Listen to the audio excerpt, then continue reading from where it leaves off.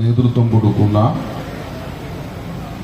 തീവ്ര ഹിന്ദുത്വ വംശീയ രാഷ്ട്രീയം, ആ രാഷ്ട്രീയത്തോട് കേരളം സ്വീകരിച്ച ഒരു സമീപനം ഇന്ത്യയിലെ മറ്റെല്ലാ സംസ്ഥാനങ്ങളിലും സംഘപരിവാർ അതിന്റെ സ്വാധീനം സൃഷ്ടിക്കുകയോ നിലനിർത്തുകയോ വളർത്തുകയോ ഒക്കെ ചെയ്യുന്നത് നമ്മൾ കാണുന്നുണ്ട്. എന്നാൽ അതേ സന്ദർഭത്തിൽ തന്നെ സംഘപരിവാറിന്റെ പ്രവർത്തനം ആരംഭിച്ച ഒരു സംസ്ഥാനമാണ് കേരളം. പക്ഷേ കേരളത്തിൽ മറ്റ് സംസ്ഥാനങ്ങളിൽ ഉണ്ടാക്കിയ ഒരു വളർച്ച, ശക്തി, ജനസ്വാധീനം ഉണ്ടാക്കിയാൽ സംഘപരിവാറിന് കഴിഞ്ഞിട്ടില്ല. അതിനൊരുപാട് ഘടകങ്ങളുണ്ട്. കേരളം ഉയർത്തിപ്പിടിക്കുന്ന ഒരു സാമൂഹിക രാഷ്ട്രീയമുണ്ട്. ആ സാമൂഹിക രാഷ്ട്രീയം രൂപപ്പെടുന്നത് കേരളത്തിലെ നവോത്ഥാന പോരാട്ടത്തിൽ നിന്നാണ്. അത്തരമൊരു നവോത്ഥാന പോരാട്ടത്തിന് നേതൃത്വം കൊടുത്തവർ സവർണ വംശീയതയ്ക്കെതിരായ പോരാട്ടമാണ് നടത്തിയത്. മഹാത്മാ അയ്യങ്കാളി, ശ്രീനാരായണ ഗുരു, വക്കം മൗലവി, പാമ്പാടി ജോൺ ജോസഫ്, അങ്ങനെ തുടങ്ങിയ ഒരുപാട് ആളുകൾ, പൊയ്കയിൽ അപ്പച്ചൻ, പണ്ഡിറ്റ് കറുപ്പൻ, ആറാട്ടുപുഴ വേലായുധപ്പണിക്കർ, ധാരാളം പേരെ നമുക്ക് കാണാൻ കഴിയും. അവരുടെ എല്ലാം ശ്രമഫലമായിട്ടാണ്, അവരുടെ പരിശ്രമത്തിന്റെ ഫലമായിട്ടാണ് ആധുനിക കേരളം പിറവിയെടുക്കുന്നത്. അവരുടെ പോരാട്ടത്തിന്റെ ഒരു അടിത്തറ വംശീയതയ്ക്കെതിരെയാണ്. അതുകൊണ്ട് തന്നെ സംഘപരിവാർ ഉൽപ്പാദിപ്പിക്കുന്ന സവർണ വംശീയതയോടുള്ള ഒരു എതിർപ്പ് കേരളീയ സമൂഹത്തിന്റെ സാമൂഹിക ബോധത്തിൽ രൂഢമൂലമാണ്.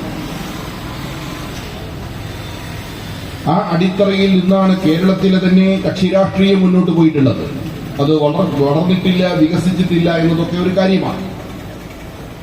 പക്ഷേ ഈ അടിത്തറയെ അവലംബിച്ചാണ് കേരളത്തിലെ മുന്നണി രാഷ്ട്രീയം പോലും മുന്നോട്ട് പോയിട്ടുള്ളത് എന്ന് നമുക്കറിയാം.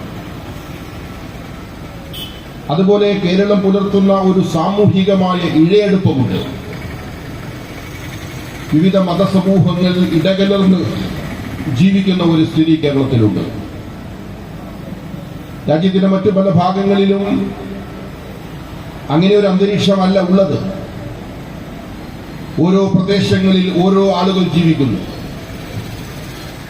ആ ആളുകൾ മറ്റു പ്രദേശങ്ങളിലേക്ക് എത്തുമ്പോൾ ആക്രമിക്കപ്പെടുന്നു, അപഹസിക്കപ്പെടുന്നു, അവരുടെ സ്വത്തും മുതലും നശിപ്പിക്കപ്പെടുന്ന സാഹചര്യങ്ങളുണ്ട്. സ്വാതന്ത്ര്യത്തിന്റെ സന്ദർഭം മുതൽ നമ്മൾ കണ്ടിട്ടുള്ള അനേകം കലാപങ്ങൾ RSSന്റെ നേതൃത്വത്തിൽ നടന്നിട്ടുള്ള വംശീയമായ ഉന്മൂലന ശ്രമങ്ങളാണ്. അങ്ങനെ രാജ്യമാകെ തീപിടിക്കുമ്പോഴും കേരളം ഒരു തുരുത്തായി ഇങ്ങനെ ബാക്കി നിൽക്കുകയാണ്. കേരളത്തിൽ വിവിധ മതസമൂഹങ്ങൾ തമ്മിൽ ഒരു ബന്ധമുണ്ട്, ഒരു ഗാഢമായ ബന്ധമുണ്ട്. ആ ബന്ധത്തിനും ഞാൻ നേരത്തെ പറഞ്ഞ നവോത്ഥാന പോരാട്ടങ്ങളുമായി ബന്ധമുണ്ട്. ആ നേതാക്കന്മാരുടെ സമീപനങ്ങൾ അതിൽ വളരെ പ്രധാനമാണ്. അപ്പൊ അങ്ങനെയുള്ള പലതരം അടിത്തറകളുള്ളത് കൊണ്ട്, സവിശേഷതയുള്ളത് കൊണ്ട് ലോകത്തെ വിവിധ സംസ്കാരങ്ങളുമായി നിരന്തരമായി ഇടപഴകുന്ന ഒരു സാംസ്കാരിക പ്രത്യേകതയുള്ള ഒരു ജനതയായതുകൊണ്ട് സംഘപരിവാറിന് ഇന്ത്യയുടെ മറ്റു പല ഭാഗങ്ങളിലും ഉണ്ടാക്കിയെടുക്കാൻ കഴിഞ്ഞ വളർച്ച കേരളത്തിൽ ഉണ്ടാക്കാൻ സാധിച്ചിട്ടില്ല. അതുകൊണ്ട് തന്നെ തെരഞ്ഞെടുപ്പ് രാഷ്ട്രീയത്തിൽ പല തന്ത്രങ്ങൾ ഉപയോഗിച്ചു. ചില പഠനങ്ങൾ പറയുന്നത് RSSന് ഇന്ത്യയിൽ ഏറ്റവും കൂടുതൽ ശാഖയുള്ള ഒരു പ്രദേശമാണ് കേരളം. ഇത്രത്തോളമൊന്നും ശാഖകളില്ലാത്ത പല സംസ്ഥാനങ്ങളും RSS ഭരിക്കുന്നുണ്ട്, BJP ഭരിക്കുന്നുണ്ട്. ദീർഘകാലമായവരുടെ അധികാരം നിലനിർത്തിപ്പോരുന്നുണ്ട്. പക്ഷേ കേരളത്തിൽ അത് സാധിക്കുന്നില്ല. തെരഞ്ഞെടുപ്പിലെത്തുമ്പോൾ ജനങ്ങൾ അതിനെ ചെറുത്തു തോൽപ്പിക്കുകയാണ്. ജനസംഘത്തിന്റെ കാലത്ത് തന്നെ ആ സമീപനം തുടങ്ങി. BJP-യിലേക്ക് അത് മാറിയപ്പോഴും BJP-യുടെ തുടക്കകാലം നമുക്കറിയാം. കേരളത്തിൽ ജനങ്ങൾ അതിനെ അകറ്റി നിർത്തി. ഒരു BJP പ്രവർത്തകനാണ് എന്ന് പറയുന്നത് പോലും മോശമായിരുന്ന ഒരു കാലം കേരളത്തിൽ ഉണ്ടായിരുന്നു. അങ്ങനെ അധികാരത്തിൽ നിന്ന്, പദവികളിൽ നിന്ന്, സാമൂഹിക മേഖലകളിൽ നിന്ന് സംഘപരിവാറിനെ കേരളം ചെറുത്തു നിൽക്കുകയാണ് ചെയ്തിട്ടുള്ളത്, പുറത്തു നിർത്തുകയാണ് ചെയ്തിട്ടുള്ളത് നമുക്ക് കാണാം. പക്ഷേ സംഘപരിവാർ വെറുതെ ഇരിക്കുകയല്ല, RSS വെറുതെ ഇരിക്കുകയല്ല. കേരളത്തിൽ സ്വാധീനം ഉറപ്പിക്കണം, കേരളം പിടിക്കണം, കേരളത്തിന്റെ അധികാരത്തിലേക്ക് എത്തിച്ചേരണം എന്ന് തന്നെയാണ് BJP-യുടെയും RSS-ന്റെയും പദ്ധതി എന്ന് നമുക്കറിയാം. പക്ഷേ ആ പദ്ധതി നടപ്പാകണമെങ്കിൽ കേരളം നിലനിർത്തിയിരിക്കുന്ന ഈ സവിശേഷതകൾ അതിന് തടസ്സമാണ്. അതുകൊണ്ട് ആ പ്രത്യേകതകളെ ഇല്ലാതാക്കുക, ജനങ്ങൾ തമ്മിലുള്ള ഇഴയെടുപ്പത്തെ തകർക്കുക, സാമൂഹിക വിഭാഗങ്ങൾക്കിടയിൽ ശത്രുത ഉൽപ്പാദിപ്പിക്കുക, അവർ പരസ്പരം സംശയിക്കുന്ന ഒരു നിലയിലേക്ക് നമ്മുടെ അന്തരീക്ഷത്തെ കൊണ്ടുപോവുക.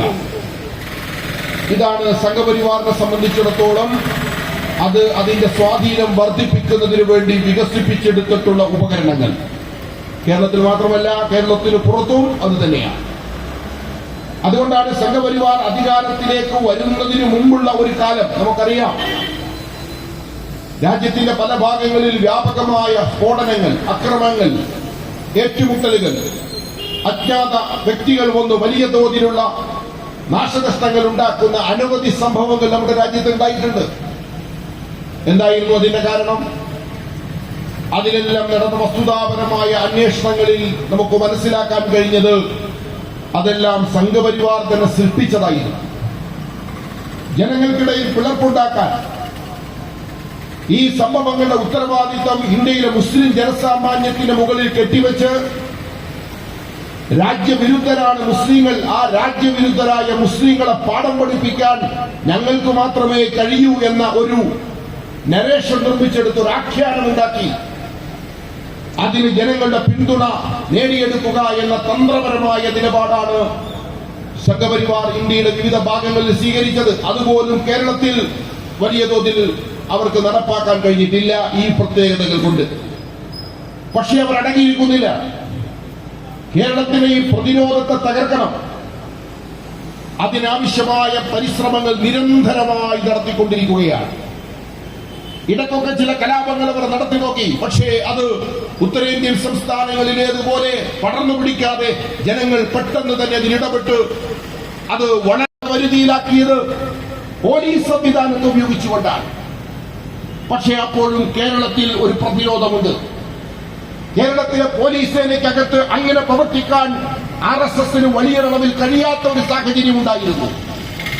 പക്ഷേ വളരെ ദുഃഖകരമെന്ന് പറയട്ടെ, കഴിഞ്ഞ കുറച്ചു വർഷങ്ങളായി കേരള പോലീസിനകത്ത് RSS അതിന്റെ താൽപര്യങ്ങൾ വളരെ ഫലപ്രദമായ രൂപത്തിൽ നടപ്പിലാക്കിക്കൊണ്ടിരിക്കുകയാണ്. ആ പ്രവർത്തനങ്ങളുടെ ഒരു പദവിയിൽ മാറ്റിയിട്ട് പിന്നെ ആരാ വെക്കുന്നത്? പല നാട്ടിൽ കലാപം ഉണ്ടാക്കുന്നതിന് വെക്കില്ലല്ലോ. ഒരു ലോക്കൽ റൌഡിയെ ഒരു പദവിയിൽ നിന്ന് മാറ്റിയതിനു ശേഷം ഒരു അന്തർദേശീയ റൌഡിയെ കൊണ്ടുവന്ന് അവിടെ പ്രതിഷ്ഠിക്കില്ല, ബുദ്ധിയുള്ളവർ ചെയ്യില്ല. പക്ഷേ സംഭവിച്ചത് എന്താ? ഇന്ത്യയുടെ വിവിധ സംസ്ഥാനങ്ങളിൽ RSS-ന്റെ ഇത്തരം താൽപര്യങ്ങൾ ഫലപ്രദമായി നടപ്പിലാക്കുന്നതിന് നേതൃത്വം കൊടുത്ത ഒരു ഉദ്യോഗസ്ഥൻ എന്ന സർവീസ് ഹിസ്റ്ററിയുള്ള ഒരാളാണ് ലോകനാഥ് ബെഹ്റ എന്ന് പറയുന്ന ഉദ്യോഗസ്ഥൻ. അദ്ദേഹത്തെയാണ് ആ സ്ഥാനത്തേക്ക് കൊണ്ടുവന്നത്. ഇദ്ദേഹം ഗുജറാത്തിലെ പല ഓപ്പറേഷനുകൾക്ക് നേതൃത്വം കൊടുത്ത ആളാണ്. അമിത്ഷാ പ്രതിയായിട്ടുള്ള സുഹറാബുദ്ദീൻ വധക്കേസിൽ അദ്ദേഹത്തിന്റെ അന്വേഷണവുമായി ബന്ധപ്പെട്ട ഇൻവോൾവ്മെന്റ് പലതരം റിപ്പോർട്ടുകൾ നമ്മുടെ മുമ്പിലുണ്ട്. അദ്ദേഹം കേന്ദ്ര ഏജൻസികളിൽ, സംഘപരിവാറിന്റെ കീഴിലുള്ള കേന്ദ്ര ഏജൻസികളിൽ ജോലി ചെയ്തിട്ടുള്ള ആളാണ്. അത്തരത്തിലുള്ളൊരു ഹിസ്റ്ററി ഉള്ള ഒരാൾ. അദ്ദേഹത്തിന്റെ സെക്യുലർ ക്രെഡിബിലിറ്റിയെ കുറിച്ച് ഒരുപാട് സംശയങ്ങളുണ്ട്. സെൻകുമാറിനെ മാറ്റിയതിനു ശേഷം ആ സ്ഥാനത്തേക്ക് അദ്ദേഹത്തെക്കാൾ ജൂനിയറായ മറ്റൊരാളെ കൊണ്ടുവരുമ്പോൾ സംഘപരിവാർ വിരുദ്ധ നിലപാട് സ്വീകരിക്കുമെന്ന് ഉറപ്പുള്ള ഒരാളെയാണ് കൊണ്ടുവരേണ്ടത്. ഇങ്ങനെയാണല്ലോ ചെയ്യേണ്ടത്. സീനിയോറിറ്റിയിൽ സെൻകുമാറാണ്. അദ്ദേഹത്തെ മാറ്റാൻ ഗവൺമെന്റ് ഇച്ഛാശക്തി എടുത്തു. പക്ഷേ ആ ഇച്ഛാശക്തി എങ്ങനെയായിരുന്നു ഉപയോഗിക്കേണ്ടിയിരുന്നത്? അത് കേരളത്തിന്റെ സാമൂഹ്യ ഘടനയെ സംരക്ഷിക്കുന്ന ഉദ്യോഗസ്ഥന്മാരിലൂടെയായിരുന്നു അത് പരിഹരിക്കേണ്ടിയിരുന്നത്. പക്ഷേ പിടിച്ചതിനേക്കാൾ വലുത് എന്ന ഒരു രീതിയാണ് പിന്നീട് നമ്മൾ കണ്ടത്. ലോകനാഥ് ബെഹ്റയുടെ നേതൃത്വത്തിൽ പിന്നീട് കേരളത്തിൽ നടന്നത് വിശദീകരിക്കാൻ നിന്നാൽ ഈ പൊതുയോഗം നാളെ പുലർച്ചെയും അവസാനിപ്പിക്കാൻ കഴിയില്ല. അത്രത്തോളം കാര്യങ്ങളാണ് അദ്ദേഹത്തിന്റെ അധികാരകാലത്ത് നടന്നിട്ടുള്ളത്. 8 മനുഷ്യരെയാണ് ഫേക്ക് എൻകൗണ്ടറിൽ വെടിവെച്ചു വന്നത്. കേരളത്തിന്റെ രാഷ്ട്രീയ ചരിത്രത്തിൽ വളരെ അപൂർവമായ ഒരു സംഭവമാണ് പോലീസ് എൻകൗണ്ടറിൽ ആളെ കൊല്ലുക എന്നത്. സഖാവ് വർഗീസ് അതിലെ ഒടുവിലത്തെ രക്തസാക്ഷിയാണ്. തിരുനെല്ലിക്കാട്ടിൽ അടിയന്തരാവസ്ഥയുടെ സന്ദർഭത്തിൽ IG ലക്ഷ്മണയും ജയറാം പടിക്കലും പോലെയുള്ള വളരെ ഭീകരന്മാരായ ഉദ്യോഗസ്ഥന്മാർ സഖാവ് വർഗീസിനെ വെടിവെച്ചു കൊന്നു. പക്ഷേ ആ കേസിൽ എന്താ കേരളത്തിന്റെ സമീപനം? ആ കേസിൽ അന്വേഷണം നടന്നു. അതിൽ ഉൾപ്പെട്ട ഉദ്യോഗസ്ഥന്മാർ നിയമപരമായി ശിക്ഷിക്കപ്പെട്ടു. IG ലക്ഷ്മണ തിരുവനന്തപുരം സെൻട്രൽ ജയിലിൽ അടക്കപ്പെട്ടു.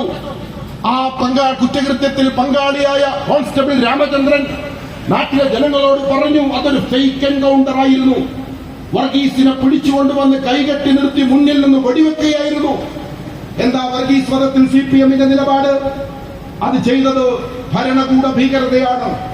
വർഗീസിന് നീതി വേണം, വർഗീസിന് ന്യായം വേണം. അതിലെ കുറ്റവാളികൾ അറസ്റ്റ് ചെയ്യപ്പെടണം, ശിക്ഷിക്കപ്പെടണം. ഇതായിരുന്നില്ലേ CPM സ്വീകരിച്ച നിലപാട്? അതല്ല ഇന്ത്യയിലെ കമ്മ്യൂണിസ്റ്റ് പാർട്ടികളുടെ നിലപാട്? പക്ഷേ അങ്ങനെ ഒരു നിലപാടുള്ള ഒരു പാർട്ടിയുടെ സമുന്നതമായ പോളിറ്റ് ബ്യൂറോയിലെ അംഗം സഖാവ് പിണറായി വിജയൻ കേരളം ഭരിക്കുമ്പോ എങ്ങനെയാണ് 8 സഖാക്കൾ വെടിയേറ്റ് മരിച്ചത്? പ്രിയപ്പെട്ട CPM പ്രവർത്തകരെ, നിങ്ങൾ വിളിക്കുന്ന ഇൻക്വിലാബ് സിന്ദാബാദാണ് അവർ വിളിക്കുന്നത്. അവർ കമ്മ്യൂണിസത്തിൽ വിശ്വസിക്കുന്നു, മാർക്സിസത്തിൽ വിശ്വസിക്കുന്നു, ലെനിനിസ്റ്റ് നിലപാടിൽ അംഗീകരിക്കുന്നു. സ്റ്റാലിൻ, നിങ്ങളുടെ ആരാധ്യ പുരുഷനായ സ്റ്റാലിനെ അവർ മാലകിട്ട് പൂജിക്കുന്നു. ഈ നിലപാട് സ്വീകരിക്കുന്ന ഒരു കൂട്ടർ. പക്ഷേ അവരുടെ വഴിപറ്റെന്താണ്? സായുധമായ വഴി, വിമോചനത്തിന്റെ വഴി സായുധ വഴിയാണെന്ന് സ്വീകരിച്ചവരാണ്. നിങ്ങളും ഒരു കാലം വരെയും അതായിരുന്നു. ഇന്ത്യക്ക് സ്വാതന്ത്ര്യം കിട്ടുമ്പോൾ നിങ്ങൾ ജനാധിപത്യത്തിലേക്ക് വന്നിട്ടില്ല. നിങ്ങൾ സായുധമായ മാർഗങ്ങളിലൂടെ വിപ്ലവം ഉണ്ടാക്കാമെന്ന നിലപാട് സ്വീകരിച്ചവരാണ്. കൽക്കട്ടയിൽ ചേർന്ന് തീസിസ് പാസാക്കിയവരാണ്. സായുധ വിപ്ലവത്തിലൂടെ ഇന്ത്യയിൽ സ്വാതന്ത്ര്യം ഉണ്ടാക്കാൻ കഴിയുമെന്ന നിലപാട് സ്വീകരിച്ചവരാണ്. ആ നിലപാട് സ്വീകരിച്ചതിന്റെ ഭാഗമായിട്ടാണ് പുന്നപ്ര വയലാറിലടക്കം സായുധ വിപ്ലവം നടന്നത്. പക്ഷേ നിങ്ങൾ എന്താ ചെയ്തത്? പിന്നീട് ആ നിലപാട് തിരുത്തി. എന്ന് പറഞ്ഞാൽ ഒരു ഘട്ടം വരെ നിങ്ങൾ സ്വീകരിച്ചിരുന്ന നിലപാടാണ് ഈ സഖാക്കളെ ഉണ്ടാക്കിയത്. CPM എന്ന് പറയുന്ന പാർട്ടിയിൽ നിന്ന് പിളർന്നു പോയിട്ടാണ് ചാരു മജുംദാർ നക്സൽബാരിയിൽ എന്ന സ്ഥലത്ത് ബംഗാൾ നക്സൽബാരിയിൽ ഈ പ്രസ്ഥാനം ഉണ്ടാക്കുന്നത്. CPMൽ നിന്ന് പോയവരാണ്. അവരാണ് ഇന്ത്യയിൽ പലതരത്തിലുള്ള സായുധ ഗ്രൂപ്പുകൾ ഉണ്ടാക്കി കമ്മ്യൂണിസ്റ്റ് ആശയങ്ങൾ വിപ്ലവത്തിലൂടെ കൊണ്ടുവരാൻ കഴിയൂ. അത് സായുധ വിപ്ലവമാണ് വഴിയെന്ന് സ്വീകരിച്ചത്.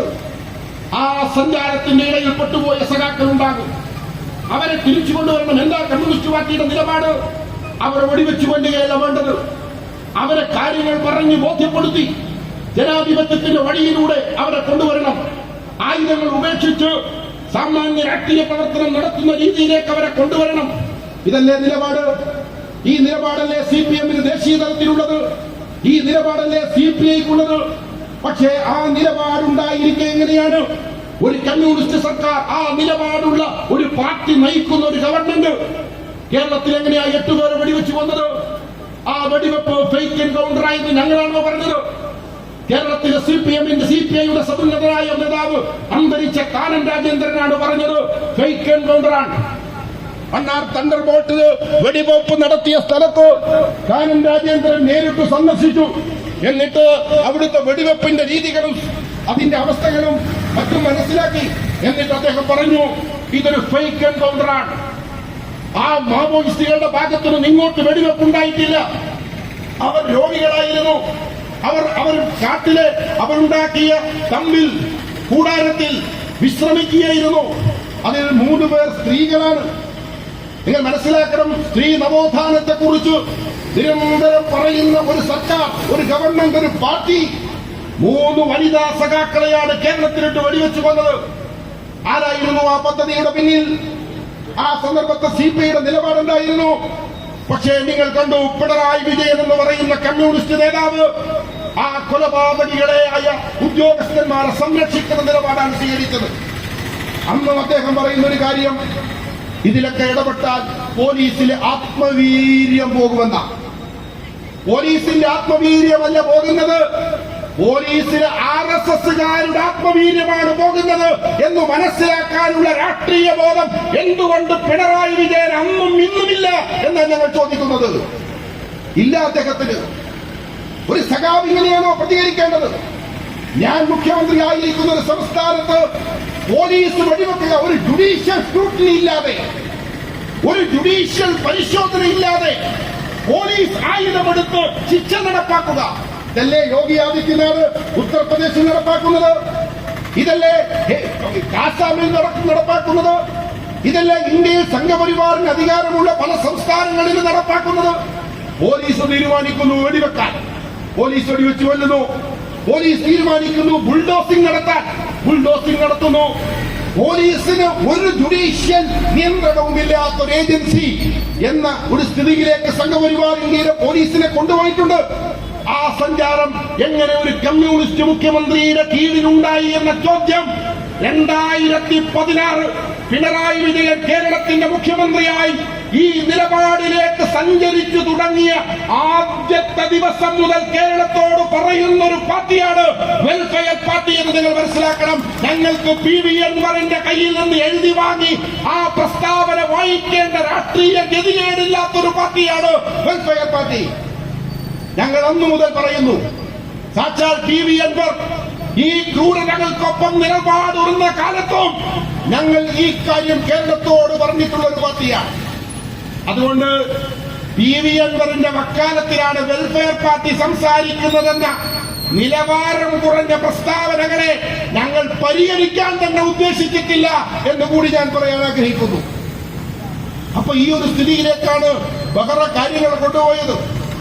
ഒരുപാട് കേസുകൾ, റിയാസ് മൗലവി, കൊടിഞ്ഞീര ഫൈസൽ, പൗരത്വ പ്രക്ഷോഭകാലത്ത് നിരവധി കാലുകൾ, കാസർഗോഡ് ഒരുപാട് സംഭവങ്ങൾ, ഫഹദ് ചെറിയ കുഞ്ഞ്, ഫഹദ് 3 വയസ്സ്, എത്രയെത്ര മനുഷ്യരെയാണ് സംഘപരിവാർ കൊലപ്പെടുത്തിയത്. ആ കേസുകളെല്ലാം തേഞ്ഞു മാഞ്ഞുപോയി. ഒരാളെ ശിക്ഷിക്കാൻ പറ്റിയോ? കൊടിഞ്ഞീര ഫൈസൽ വധത്തിന് നേതൃത്വം കൊടുത്ത മഠത്തിൽ നാരായണൻ, ആ മഠത്തിൽ നാരായണനും സംഘത്തിനും മഞ്ചേരിയിലെ പ്രാദേശിക കോടതിയിൽ നിന്ന് ജാമ്യം കിട്ടി. ആ സമയത്ത് നിങ്ങൾ മനസ്സിലാക്കണം, CPMന്റെ നേതാവ് P. ജയരാജൻ കതിരൂരിലെ RSSകാരനായ മനോജിനെ കൊലപ്പെടുത്തിയ കേസിൽ ആ സമയത്ത് അദ്ദേഹം ജയിലില്ല. അദ്ദേഹത്തിന് ജാമ്യം കേരള ഹൈക്കോടതിയിൽ നിന്നാണ് കിട്ടിയത്. നിരവധി അപ്പീലുകളിലൂടെയാണ് ജയരാജൻ ജാമ്യം കിട്ടിയത്. പക്ഷേ മഠത്തിൽ നാരായണനും സംഘത്തിനും മഞ്ചേരിയിലെ പ്രാദേശിക കോടതിയിൽ നിന്ന് ജാമ്യം കിട്ടി. എന്താ കാര്യം? കേസ് ദുർബലമാണ്, ആവശ്യമായ തെളിവില്ല, വസ്തുതാപരമായി കാര്യങ്ങൾ അവതരിപ്പിക്കുന്നില്ല. എത്ര കേസുകൾ, റിയാസ് മൗലവിയുടെ വിധി വന്നല്ലോ, നിങ്ങൾ കണ്ടില്ലേ? ആ കേസ് എത്ര ദുർബലമായിരുന്നു. ആ കേസിലെ ദുർബലത കൊണ്ടാണ് പ്രതികളെ വിട്ടത്. പള്ളിയിൽ കിടന്നുറങ്ങിയ ഒരു പാവം മൗലവി, അദ്ദേഹത്തെ ചെന്ന് വെട്ടിക്കൊന്നു RSSകാർ. എന്താ പോലീസിന്റെ FIR? 2-3 ആളുകൾ മദ്യപിച്ചു. RSS എന്ന് തന്നെ ഒരു ലഹരിയാണ്. പിന്നെ RSSകാരൻ മദ്യപിക്കുകയും കൂടി ചെയ്താൽ പിന്നെ വേറെന്തായിരിക്കും സ്ഥിതി? അങ്ങനെ RSSകാർ മദ്യപിച്ചപ്പോൾ അവർക്ക് തോന്നി, ഈ മദ്യത്തിന്റെ ലഹരി അടങ്ങുന്നതിന് മുമ്പ് കുറഞ്ഞത് ഒരാളെങ്കിലും കൊല്ലണം. ആ ജാതി ക്ലാസ്സാണല്ലോ അവർക്ക് കിട്ടുന്നത്. അപ്പൊ കൊല്ലാനിപ്പോ ഈ രാത്രിയിൽ ആളെവിടെ ഉണ്ടാവുക? വീടൊക്കെ പോയിട്ട് കുത്തിപ്പൊളിക്കാൻ പറ്റുമോ? അപ്പൊ ഒരുത്തം പറഞ്ഞു, നമ്മുടെ ഇവിടെ അടുത്തൊരു പള്ളിയുണ്ട്, അവിടെ മൗലവി ഉണ്ടാവും, എന്നാ പോയിട്ട് ഓനെ തീർക്കാം.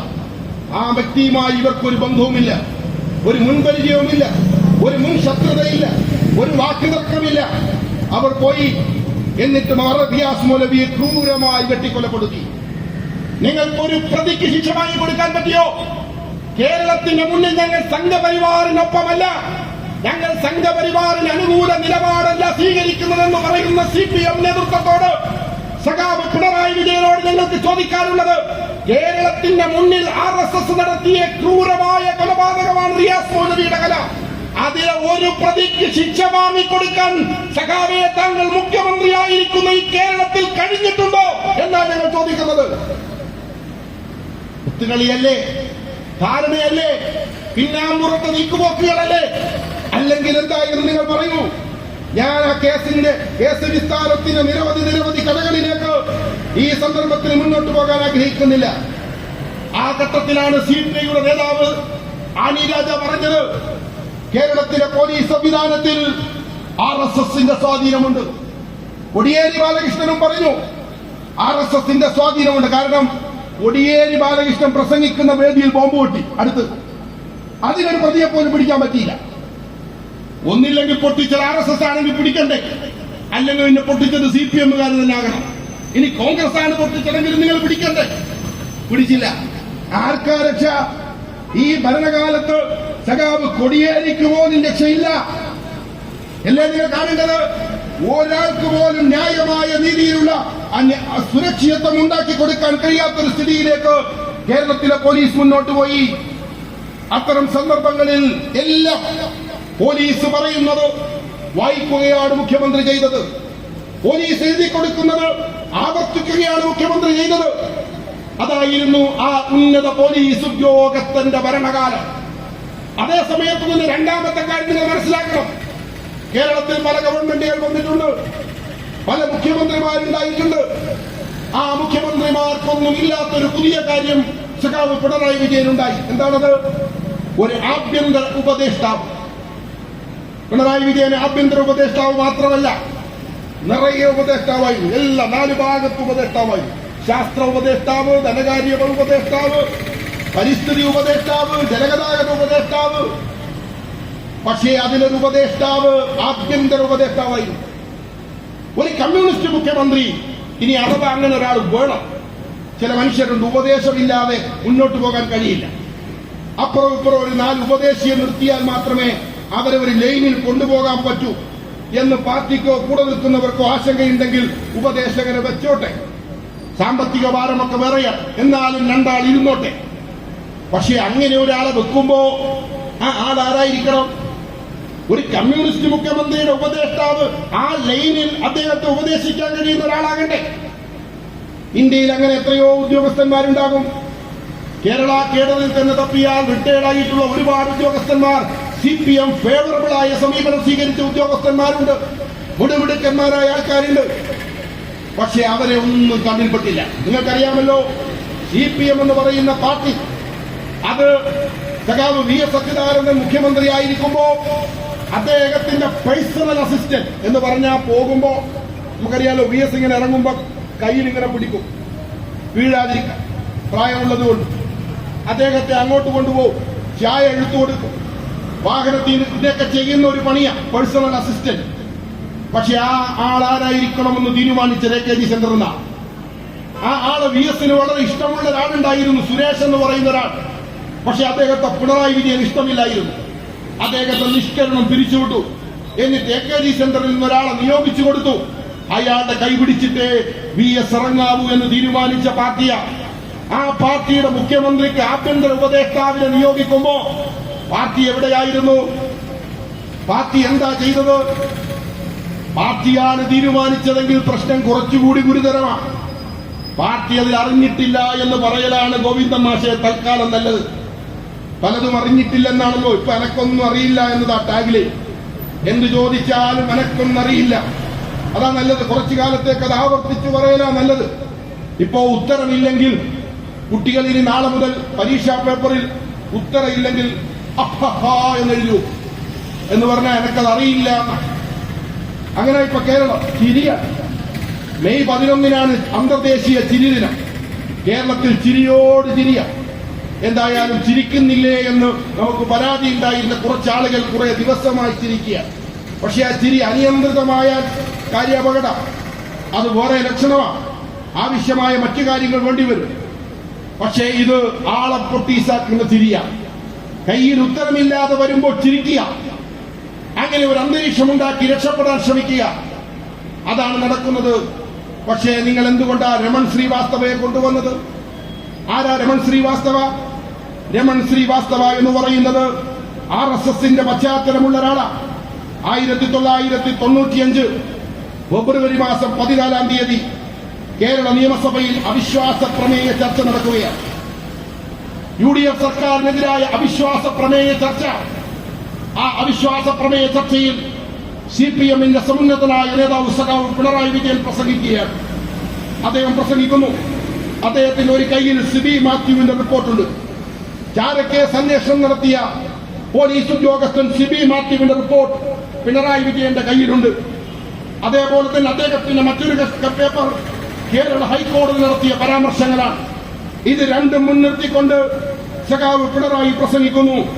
ശ്രീവാസ്തവയുടെ കൈക്കെതിരെ രമൺ ശ്രീവാസ്തവയുടെ തെറ്റായ കാര്യങ്ങൾ, അദ്ദേഹം നടത്തിയിട്ടുള്ള ക്രമവിരുദ്ധ പ്രവർത്തനങ്ങൾ, അദ്ദേഹം പണം കടത്തി, UDF സർക്കാരിന് വേണ്ടി അദ്ദേഹം അനധികൃതമായി പണം കടത്തി, അഴിമതിക്കാരനാണ് അദ്ദേഹം ഹിന്ദുത്വവാദിയാണ്. സഖാവ് പിണറായിയുടെ പ്രസംഗം നിയമസഭാ രേഖകളിൽ ഉണ്ടാകും. ആർക്കൈവ്സിൽ പോയി പരിശോധിച്ചാൽ ആ രേഖകൾ നിങ്ങൾക്ക് കിട്ടും. അങ്ങനെ ദീർഘമായി രമൺ ശ്രീവാസ്തവയ്ക്കെതിരെ സഖാവ് പിണറായി വിജയൻ 1995 ഫെബ്രുവരി മാസം 14-ാം തീയതി പഴയ കേരള നിയമസഭാ ഹാളിൽ പ്രസംഗിച്ചിട്ടുണ്ട്. ആ പ്രസംഗം അവസാനിക്കുമ്പോൾ പിണറായി പറഞ്ഞൊരു വാചകമുണ്ട്. നമുക്ക് പലപ്പോഴും മറവി വേഗത്തിൽ വരാറുണ്ട് എന്നതാണ് നമ്മുടെ ഒരു പ്രത്യേകത. കേരളീയ സമൂഹത്തിന്റെ ഒരു ദൗർബല്യമായി പിണറായി വിലയിരുത്തിയത് നമുക്ക് വേഗത്തിൽ മറവി വരുന്ന ഒരു സമൂഹമാണ്. 95 ഫെബ്രുവരിയിൽ നിന്ന് 2016 ഏപ്രിൽ എത്തുമ്പോ എന്തേ സഖാവേ അന്ന് താങ്കൾ പറഞ്ഞ മറവി രോഗം താങ്കളെ കീഴ്പ്പെടുത്തിയത് കൊണ്ടാണോ സംഘപരിവാറിന്റെ ചാരനെന്ന് കേരള നിയമസഭയുടെ ഫ്ലോറിൽ താങ്കൾ വിളിച്ചാക്ഷേപിച്ച രമൺ ശ്രീവാസ്തവയെ താങ്കളുടെ ഉപദേഷ്ടാവായിട്ട് കൊണ്ടുവന്ന് സെക്രട്ടേറിയറ്റിൽ ചീഫ് സെക്രട്ടറിയുടെ റാങ്കിൽ അവരോധിക്കുമ്പോ പിണറായി വിജയന് മറവിയാണോ ഉണ്ടായിരുന്നത് എന്ന് കേരളത്തോട് താങ്കൾ പറയണം. എന്തിന്റെ കാരണത്താല? ഒരാവശ്യവുമില്ല, ഒരനിവാര്യതയുമില്ല, ഒരു നിർബന്ധവുമില്ല. ഒരു സിവിൽ സർവീസ് ഉദ്യോഗസ്ഥനല്ല, സീനിയോറിറ്റിയുടെ പ്രശ്നമില്ല, ഗവൺമെന്റിന് ഒരു നിർബന്ധാവസ്ഥയില്ല, ആരെയും നിയോഗിക്കാം. അവിടേക്ക് രമൺ ശ്രീവാസ്തവ വരുന്നു. ഞങ്ങൾ ഉറച്ചു വിശ്വസിക്കുന്നു, ഈ രണ്ട് നിയമനങ്ങളും കേരളത്തിലെ CPM നടത്തിയതല്ല, ഇടതുപക്ഷ ജനാധിപത്യ മുന്നണി നടത്തിയതല്ല. അത് നടത്തിയത് സാക്ഷാൽ പിണറായി വിജയൻ എന്ന മുഖ്യമന്ത്രിയാണ്. പിണറായി വിജയൻ എന്ന മുഖ്യമന്ത്രി അദ്ദേഹം ഒറ്റക്കെടുത്ത തീരുമാനമല്ല. ആ തീരുമാനത്തിന്റെ പിന്നിൽ അന്നു മുതലേ RSS ഉണ്ട്.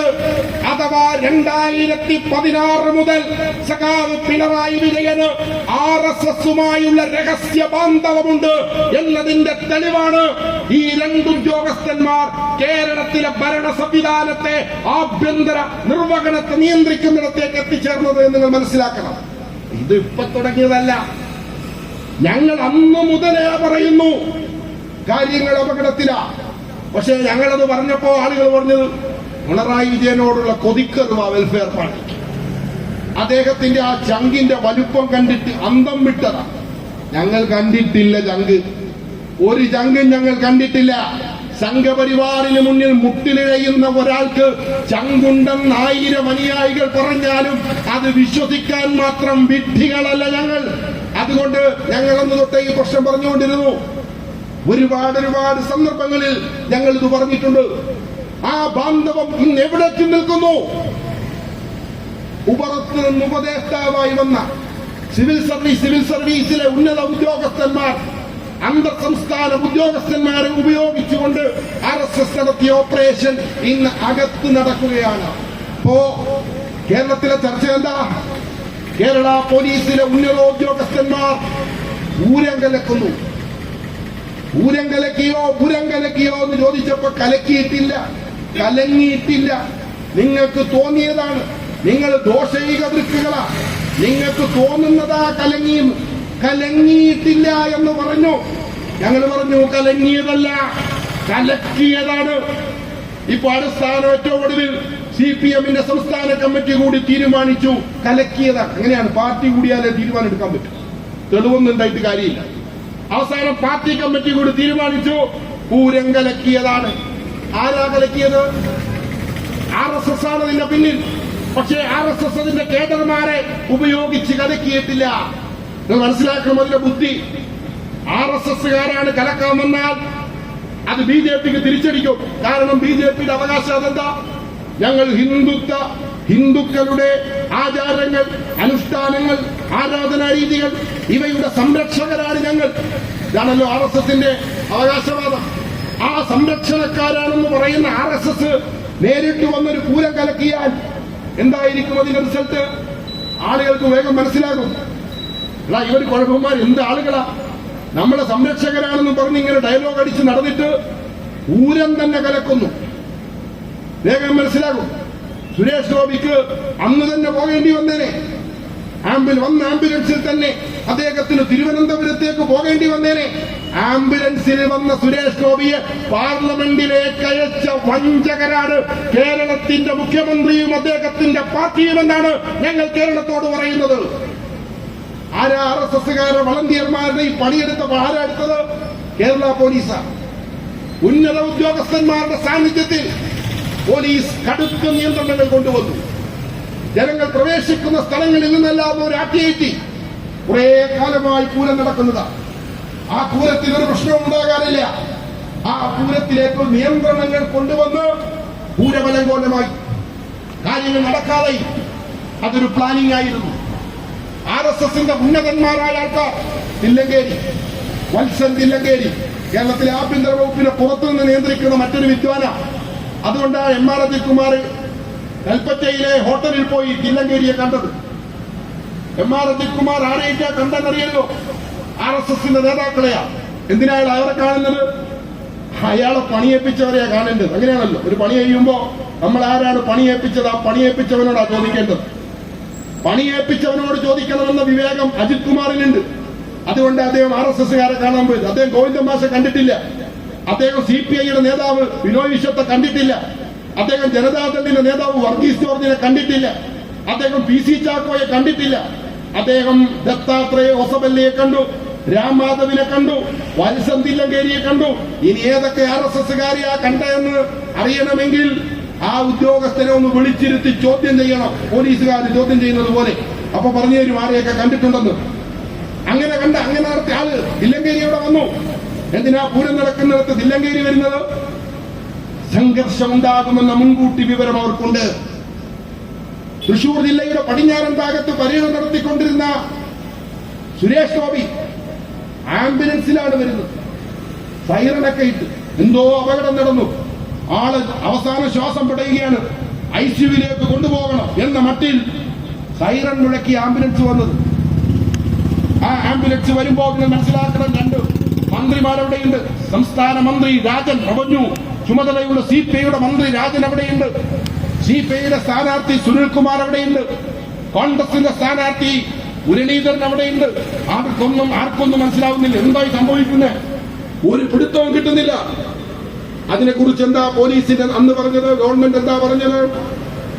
ജില്ലാ police superintendent commissioner, city police commissioner Ankit Ashok എന്ന് പറയുന്ന ഒരു ജൂനിയർ അഭിഭാഷക, ഒരു IPSകാരനാണ്.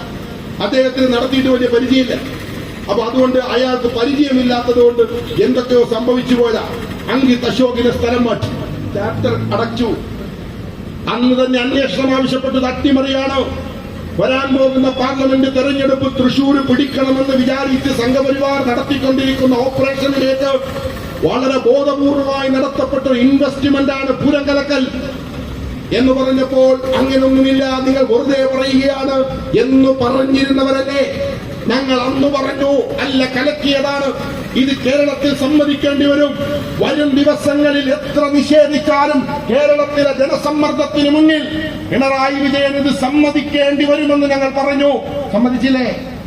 നിവർത്തിയില്ലാതാണെങ്കിലും സമ്മതിച്ചില്ലേ? പൂരം കലക്കിയതാണ്. ഇപ്പൊ പറയുന്നു പൂരം കലക്കി, പക്ഷെ കലക്കിയതാരാന്നറിയില്ല. കലക്കിയതാരാന്ന് ഇനി ആർക്കാണ് അറിയാത്തത്? അതറിയാത്ത ഏകാള് പിണറായി വിജയൻ മാത്രമേ. കേരളത്തിൽ എല്ലാവർക്കും അറിയാം. ഈ പ്രദേശത്തെ CPM സഖാക്കളോട് ചോദിച്ചു നോക്കൂ, ഇടതുപക്ഷ പ്രവർത്തകരോട് ചോദിച്ചു നോക്കൂ, സ്വകാര്യമായി ചോദിക്കൂ, അവർ പറയും ഞങ്ങൾക്കറിയാം ഇത് കലക്കിയതാണ്. എനിക്കറിയുന്ന ഒരുപാട് സഖാക്കൾ അവർ പറയുന്നു ഞങ്ങൾക്കറിയാം, കലക്കിയവരെയും അറിയാം, പിന്നിലുള്ളവരെയും അറിയാം, പക്ഷെ എന്താ ചെയ്യുക? എന്നാലും ഞങ്ങളുടെ സഖാവ് എന്തെങ്കിലും ഒന്ന് കണ്ടിട്ടുണ്ടാവും. അതാണ് അവസാനത്തെ ആശ്വാസം. ഇങ്ങനെയുള്ള ഒരു സാഹചര്യം ഉണ്ടായി. അതിന് പിന്നിൽ കളിച്ച ഉദ്യോഗസ്ഥനാരാ? നേരത്തെ പുറത്തു നിന്നായിരുന്നെങ്കിൽ ഇപ്പോൾ അകത്തു നിന്നാണ്. അകത്ത് ഓപ്പറേഷൻ തുടങ്ങി. ആ ഓപ്പറേഷന്റെ ഭാഗമായി എം.ആർ. അജിത് കുമാർ എന്തൊക്കെ ചെയ്തു, എന്തെല്ലാമാണ് അദ്ദേഹം എടുത്ത നിലപാട് പൂർണ്ണമായി പരിശോധിച്ചാലേ കേരളത്തിൽ ഇനി വരാനിരിക്കുന്ന അപകടങ്ങളെ കൂടി നമുക്ക് മനസ്സിലാക്കാൻ പറ്റൂ. ഇതുകൊണ്ട് നിങ്ങൾ വിചാരിക്കേണ്ട, ഒരു കലങ്ങിയ പൂരം കൊണ്ട് കാര്യങ്ങൾ അവസാനിച്ചു നിങ്ങൾ വിചാരിക്കേണ്ട. ഒരുപാട് സംഭവങ്ങൾ അവർ പ്ലാൻ ചെയ്തിട്ടുണ്ടാകും. കാരണം അവരുടെ ലക്ഷ്യം 2026 നിയമസഭാ തെരഞ്ഞെടുപ്പ്, 2029 നടക്കാൻ പോകുന്ന നിയമസഭയും പാർലമെന്റും ഒരുമിച്ച് തെരഞ്ഞെടുപ്പ് നടത്തുമെന്ന് അവർ പറഞ്ഞിരിക്കുന്നത്. 2029 നിയമസഭയും പാർലമെന്റും ഒരുമിച്ച് തെരഞ്ഞെടുപ്പ് നടക്കുമ്പോൾ കേരളത്തിലെ മെജോറിറ്റി സീറ്റ് പിടിച്ചെടുക്കുക എന്നതാണ് സംഘപരിവാറിന്റെ പദ്ധതി. ആ പദ്ധതി നടപ്പാകണമെങ്കിൽ ഒരുപാട് പൂരം കലങ്ങേണ്ടി വരും. അതിനുള്ള പദ്ധതിയൊക്കെ ഉണ്ടാക്കിയിട്ടുണ്ട്. അതറിയണമെങ്കിൽ അന്വേഷണം വേണം. ഈ ഉദ്യോഗസ്ഥനെ വിളിച്ചിരുത്തി ചോദിക്കണം, നിങ്ങൾക്ക് നൽകിയ കൊട്ടേഷൻ എന്തൊക്കെയാണ്, അതിലെത്ര നടപ്പായി, ഇനി എത്ര ബാക്കിയുണ്ട് എന്ന് ചോദിക്കേണ്ട സമയത്ത് പോലും നമ്മൾ കണ്ടതെന്താ? കേരളത്തിലെ മുഖ്യമന്ത്രി അയാളെ തൊടുന്നില്ല, ഒന്നും ചെയ്യുന്നില്ല. ഒരു IPS ഉദ്യോഗസ്ഥനല്ലേ, നിങ്ങൾ ചെയ്തിട്ടില്ലേ? സഖാവെ, നിങ്ങൾ കേരളത്തിന്റെ DGP ആയിരുന്ന സെൻകുമാറിനെ മാറ്റിയാണല്ലേ? എന്താ നിയമ തടസ്സമുണ്ടെങ്കിൽ നിങ്ങൾ മാറ്റുമായിരുന്നോ? സാങ്കേതിക തടസ്സമുണ്ടെങ്കിൽ മാറ്റുമായിരുന്നോ? നിങ്ങൾ അതിന് എന്ത് അന്വേഷണമാണ് നടത്തിയത്? എത്ര കാലത്തെ അന്വേഷണം നടത്തിയിട്ടാ സെൻകുമാറിനെ മാറ്റിയത്? നിങ്ങൾക്കൊരു ബോധ്യം വന്നു അയാളെ പറ്റില്ലെന്ന് നിങ്ങൾക്ക് ബോധ്യം വന്നപ്പോൾ നിങ്ങൾ മാറ്റിയില്ലേ? എന്തേ നിങ്ങൾ ADGP അജിത് കുമാറിനെ എല്ലാവർക്കും ബോധ്യം, പാർട്ടിക്ക് ബോധ്യം, CPIക്ക് ബോധ്യം, സ്ഥാനാർത്ഥിക്ക് ബോധ്യം, കേരളത്തിന് മുമ്പിൽ തെളിവ്, സ്വന്തം കൂടാരത്തിൽ നിന്നൊരു MLA അടക്കം വിളിച്ചു പറഞ്ഞു, തെളിവുകളടക്കം. എന്തേ നിങ്ങൾ വിടാത്തത്? അജിത് കുമാറിനെ ഇങ്ങനെ പിടിച്ചിരിക്കുക. ആ പിടുത്തം EP ജയരാജന് കിട്ടിയില്ല. പാവൻ ജയരാജൻ സഹതാപമുണ്ട് അദ്ദേഹത്തോട്. അദ്ദേഹം വീട്ടിൽ ആക്കുളത്ത് മകന്റെ വീട്ടിലിരിക്കുമ്പോ പ്രകാശ് ജാവ്ദേക്കർ BJPയുടെ ഒരു തിരുവനന്തപുരത്തെ ലോക്കൽ നേതാവ് കൂടി ജയരാജൻ സഖാവിന്റെ വീട്ടിൽ വന്നു. അദ്ദേഹം പറയുന്നതാണ് കേട്ടോ. ഞാൻ എന്തായാലും അദ്ദേഹം പറഞ്ഞത് കോട്ടിയ. ഞാനങ്ങനെ ഇരിക്കുമ്പോൾ രണ്ടാളും വന്നപ്പോ ഒരു മര്യാദയിൽ വീട്ടിലേക്ക് വരുന്നവരോട് പോടാന്ന് പറയാൻ പറ്റും. അപ്പൊ എന്താ വന്നേന്ന് ചോദിച്ചു. ഒന്ന് കാണാൻ, ആയിക്കോട്ടെ കണ്ടു. ഇനി എന്താ? രാഷ്ട്രീയ കാര്യങ്ങളിലേക്ക് അവർ കടന്നപ്പോ ഞാൻ പറഞ്ഞു, രാഷ്ട്രീയം നമ്മൾ തമ്മിൽ സംസാരിക്കാൻ പറ്റി. ഞാനൊരു പാർട്ടി, നിങ്ങൾ വേറൊരു പാർട്ടിയാണ്, നമ്മൾ തമ്മിൽ ശരിയാവില്ല. എന്നാ രാഷ്ട്രീയം പറയണ്ട. അപ്പോ ചായ കൊണ്ടുവന്ന് കൊടുത്തു, വിശേഷം ചോദിച്ചു, യാത്ര പറഞ്ഞു പോയി. പാർട്ടി കമ്മിറ്റിയിൽ സഖാവ് ജയരാജൻ പറഞ്ഞു, ഇത്രയേ സംഭവിച്ചിട്ടുള്ളൂ. ആ സംഭവത്തെക്കുറിച്ച് പത്രക്കാർ ചോദിച്ചപ്പോ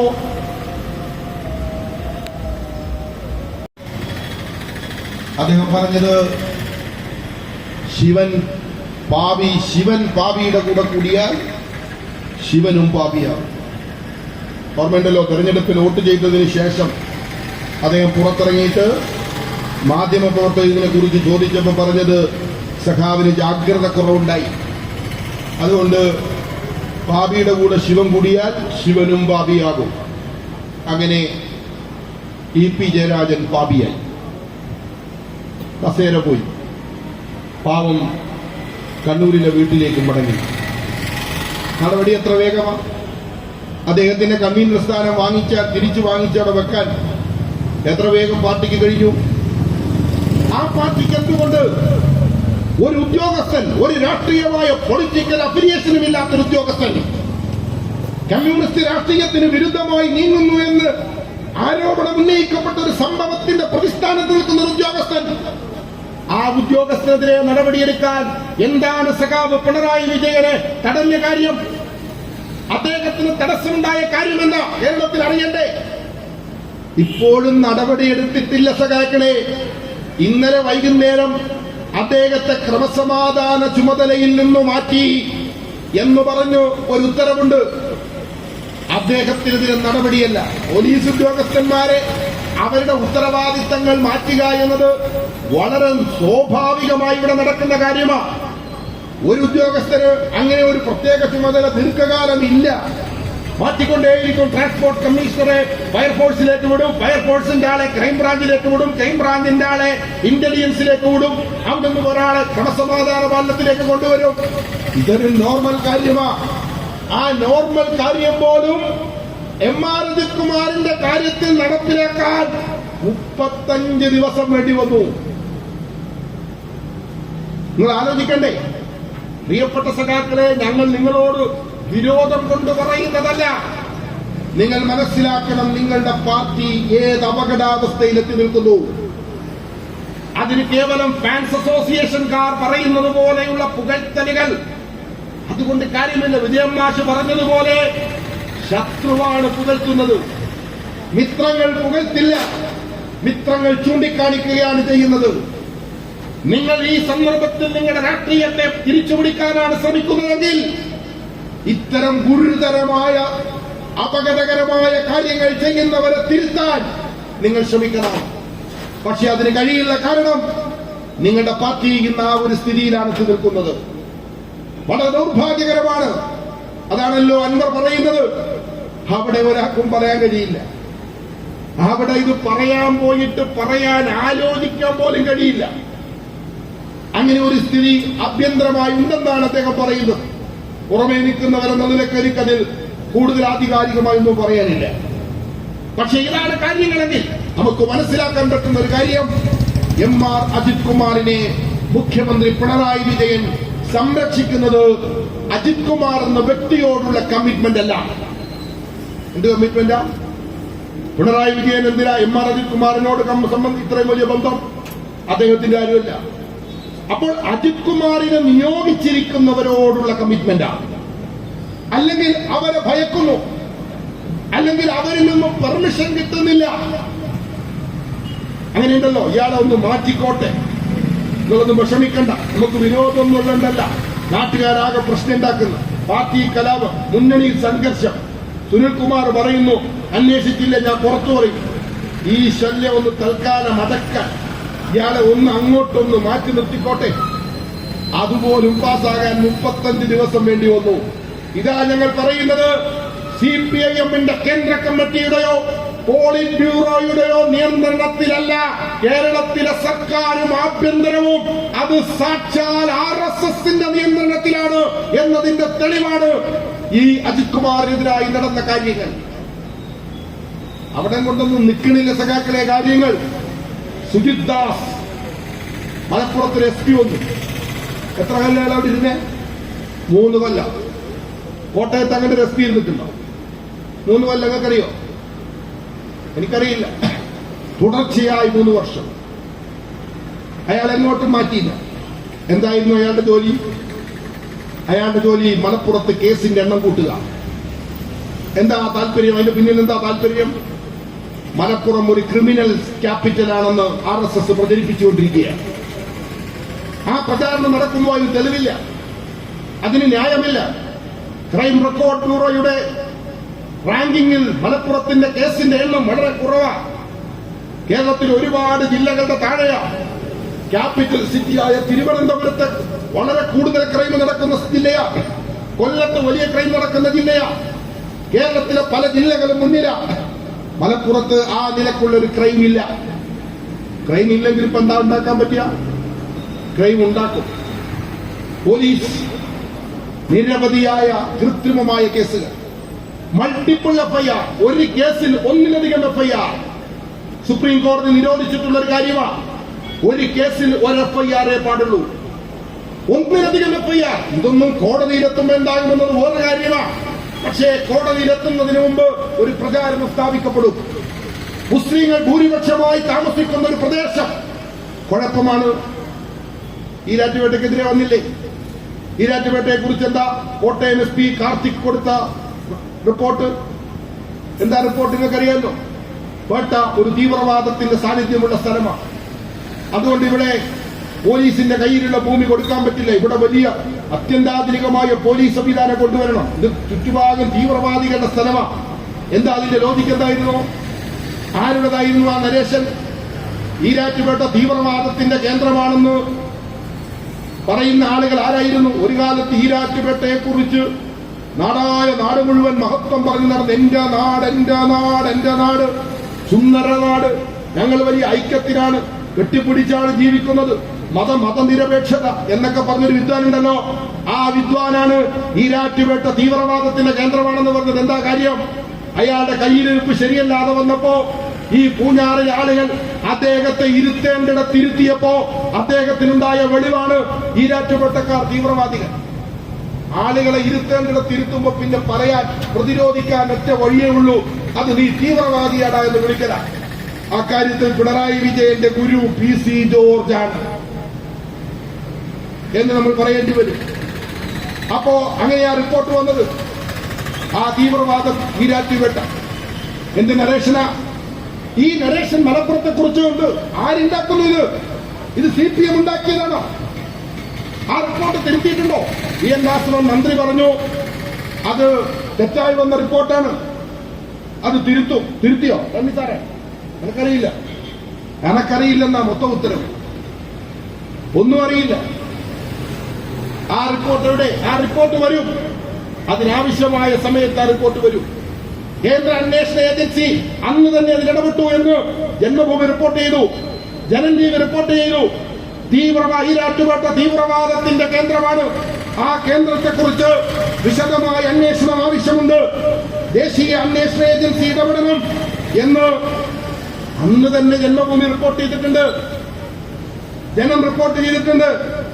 അത് വരും, അതിന്റെ സമയമാകുമ്പോൾ അത് വരും. അതുകൊണ്ടാണല്ലോ പിന്നീട് ഈരാറ്റുപേട്ടയിൽ കുറച്ച് കുട്ടികൾ കൂടിയിട്ട് എന്തോ ഒരു സംഘർഷം ഉണ്ടായി. ദൗർഭാഗ്യകരമാണ്.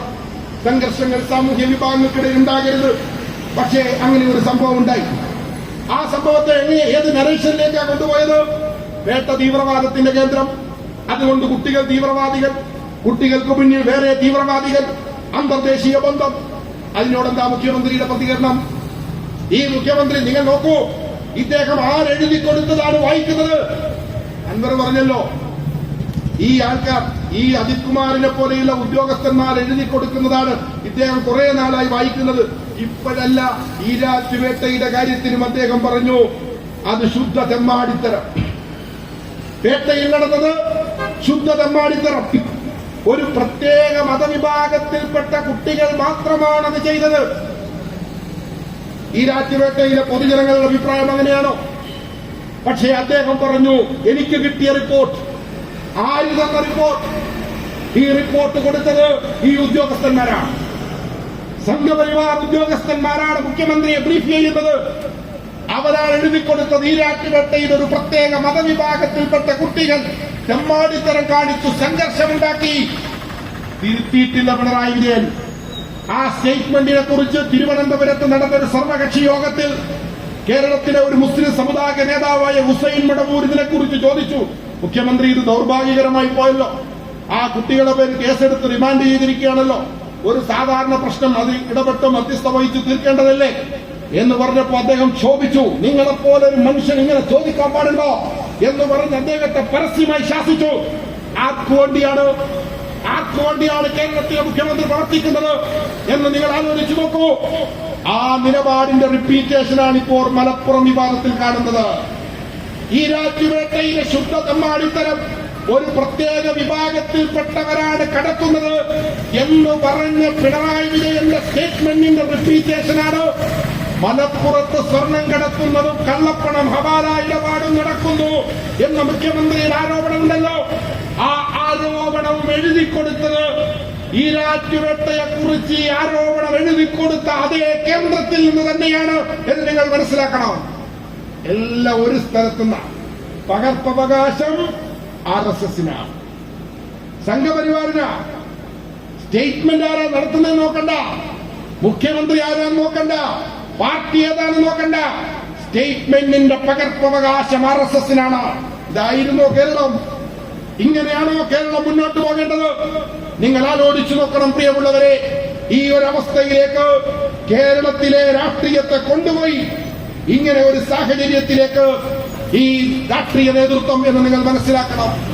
അതിന്റെ ഭാഗമായിട്ടാണ് ഇപ്പോൾ അൻവർ എന്ന് പറയുന്ന അവരുടെ കൂട്ടത്തിലൊരു MLA, ഞാൻ സുജിത് ദാസിനെ പറഞ്ഞപ്പോഴാണ് അങ്ങോട്ട് പോയത്.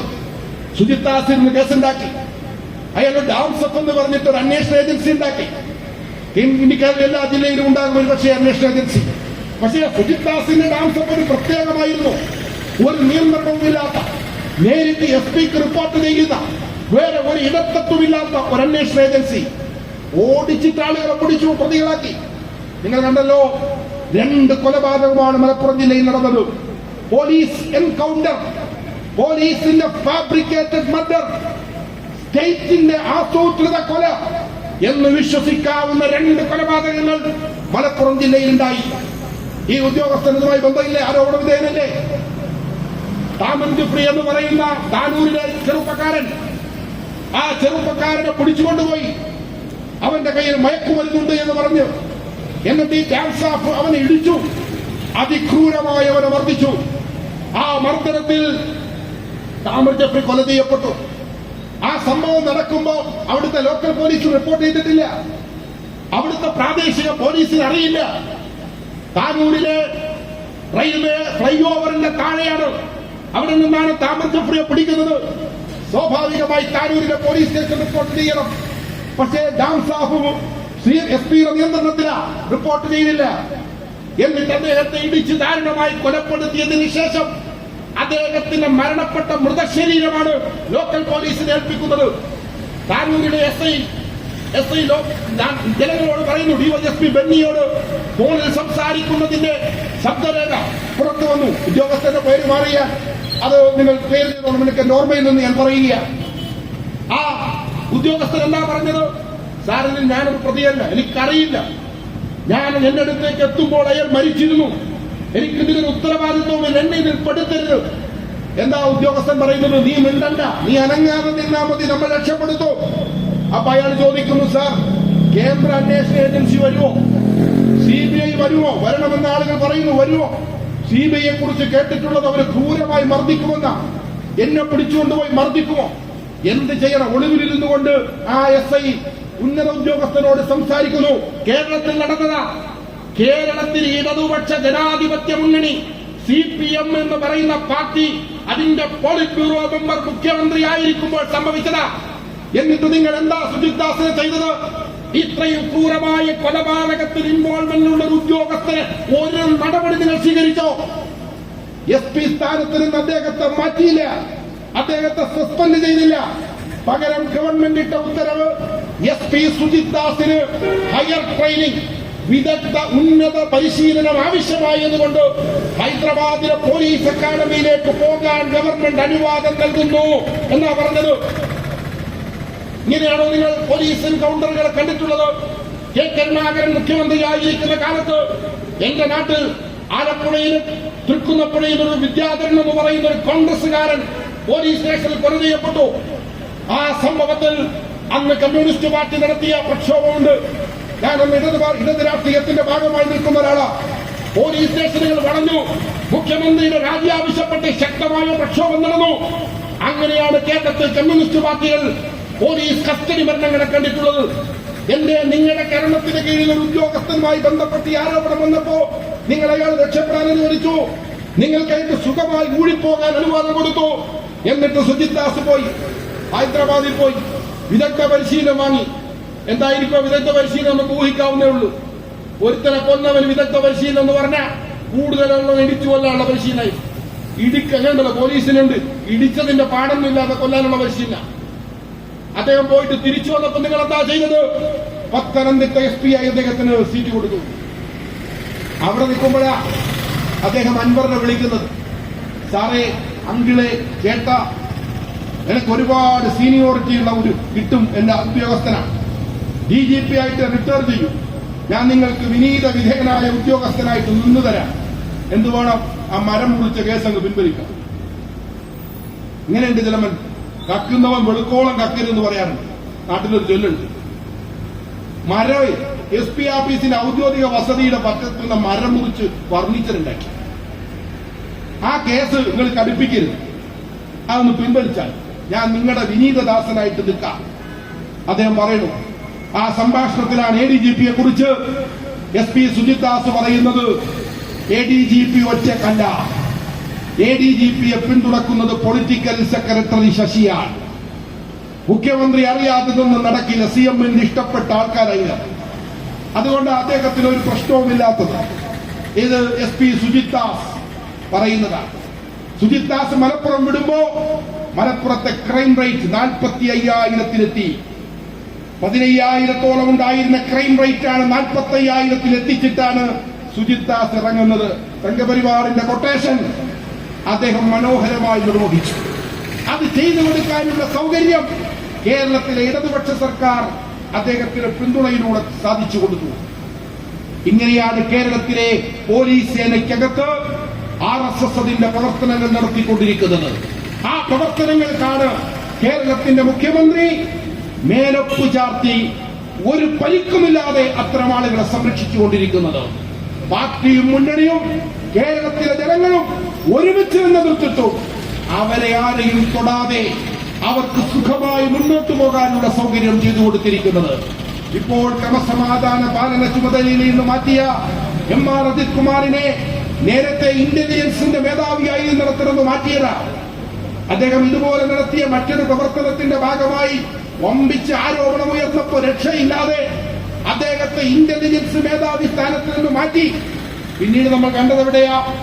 ഇന്റലിജൻസ് മേധാവി സ്ഥാനത്തിരിക്കുമ്പോ ഗുരുതരമായ പ്രശ്നങ്ങൾ ഉണ്ടാക്കി സർക്കാരിനെ പ്രതിസന്ധിയിലാക്കിയ ആളെ മാറ്റിയിട്ട് പിന്നെ തിരിച്ചു കൊണ്ടുവന്ന് എവിടെ ഇരുത്തിയത്? ക്രമസമാധാന പാലനത്തിലാണ്. അതുകൊണ്ട് നിങ്ങൾ മനസ്സിലാക്കണം, ഇപ്പോൾ അജിത് കുമാർ ഇതിനേക്കാൾ ശക്തനായി തിരിച്ചു വരും.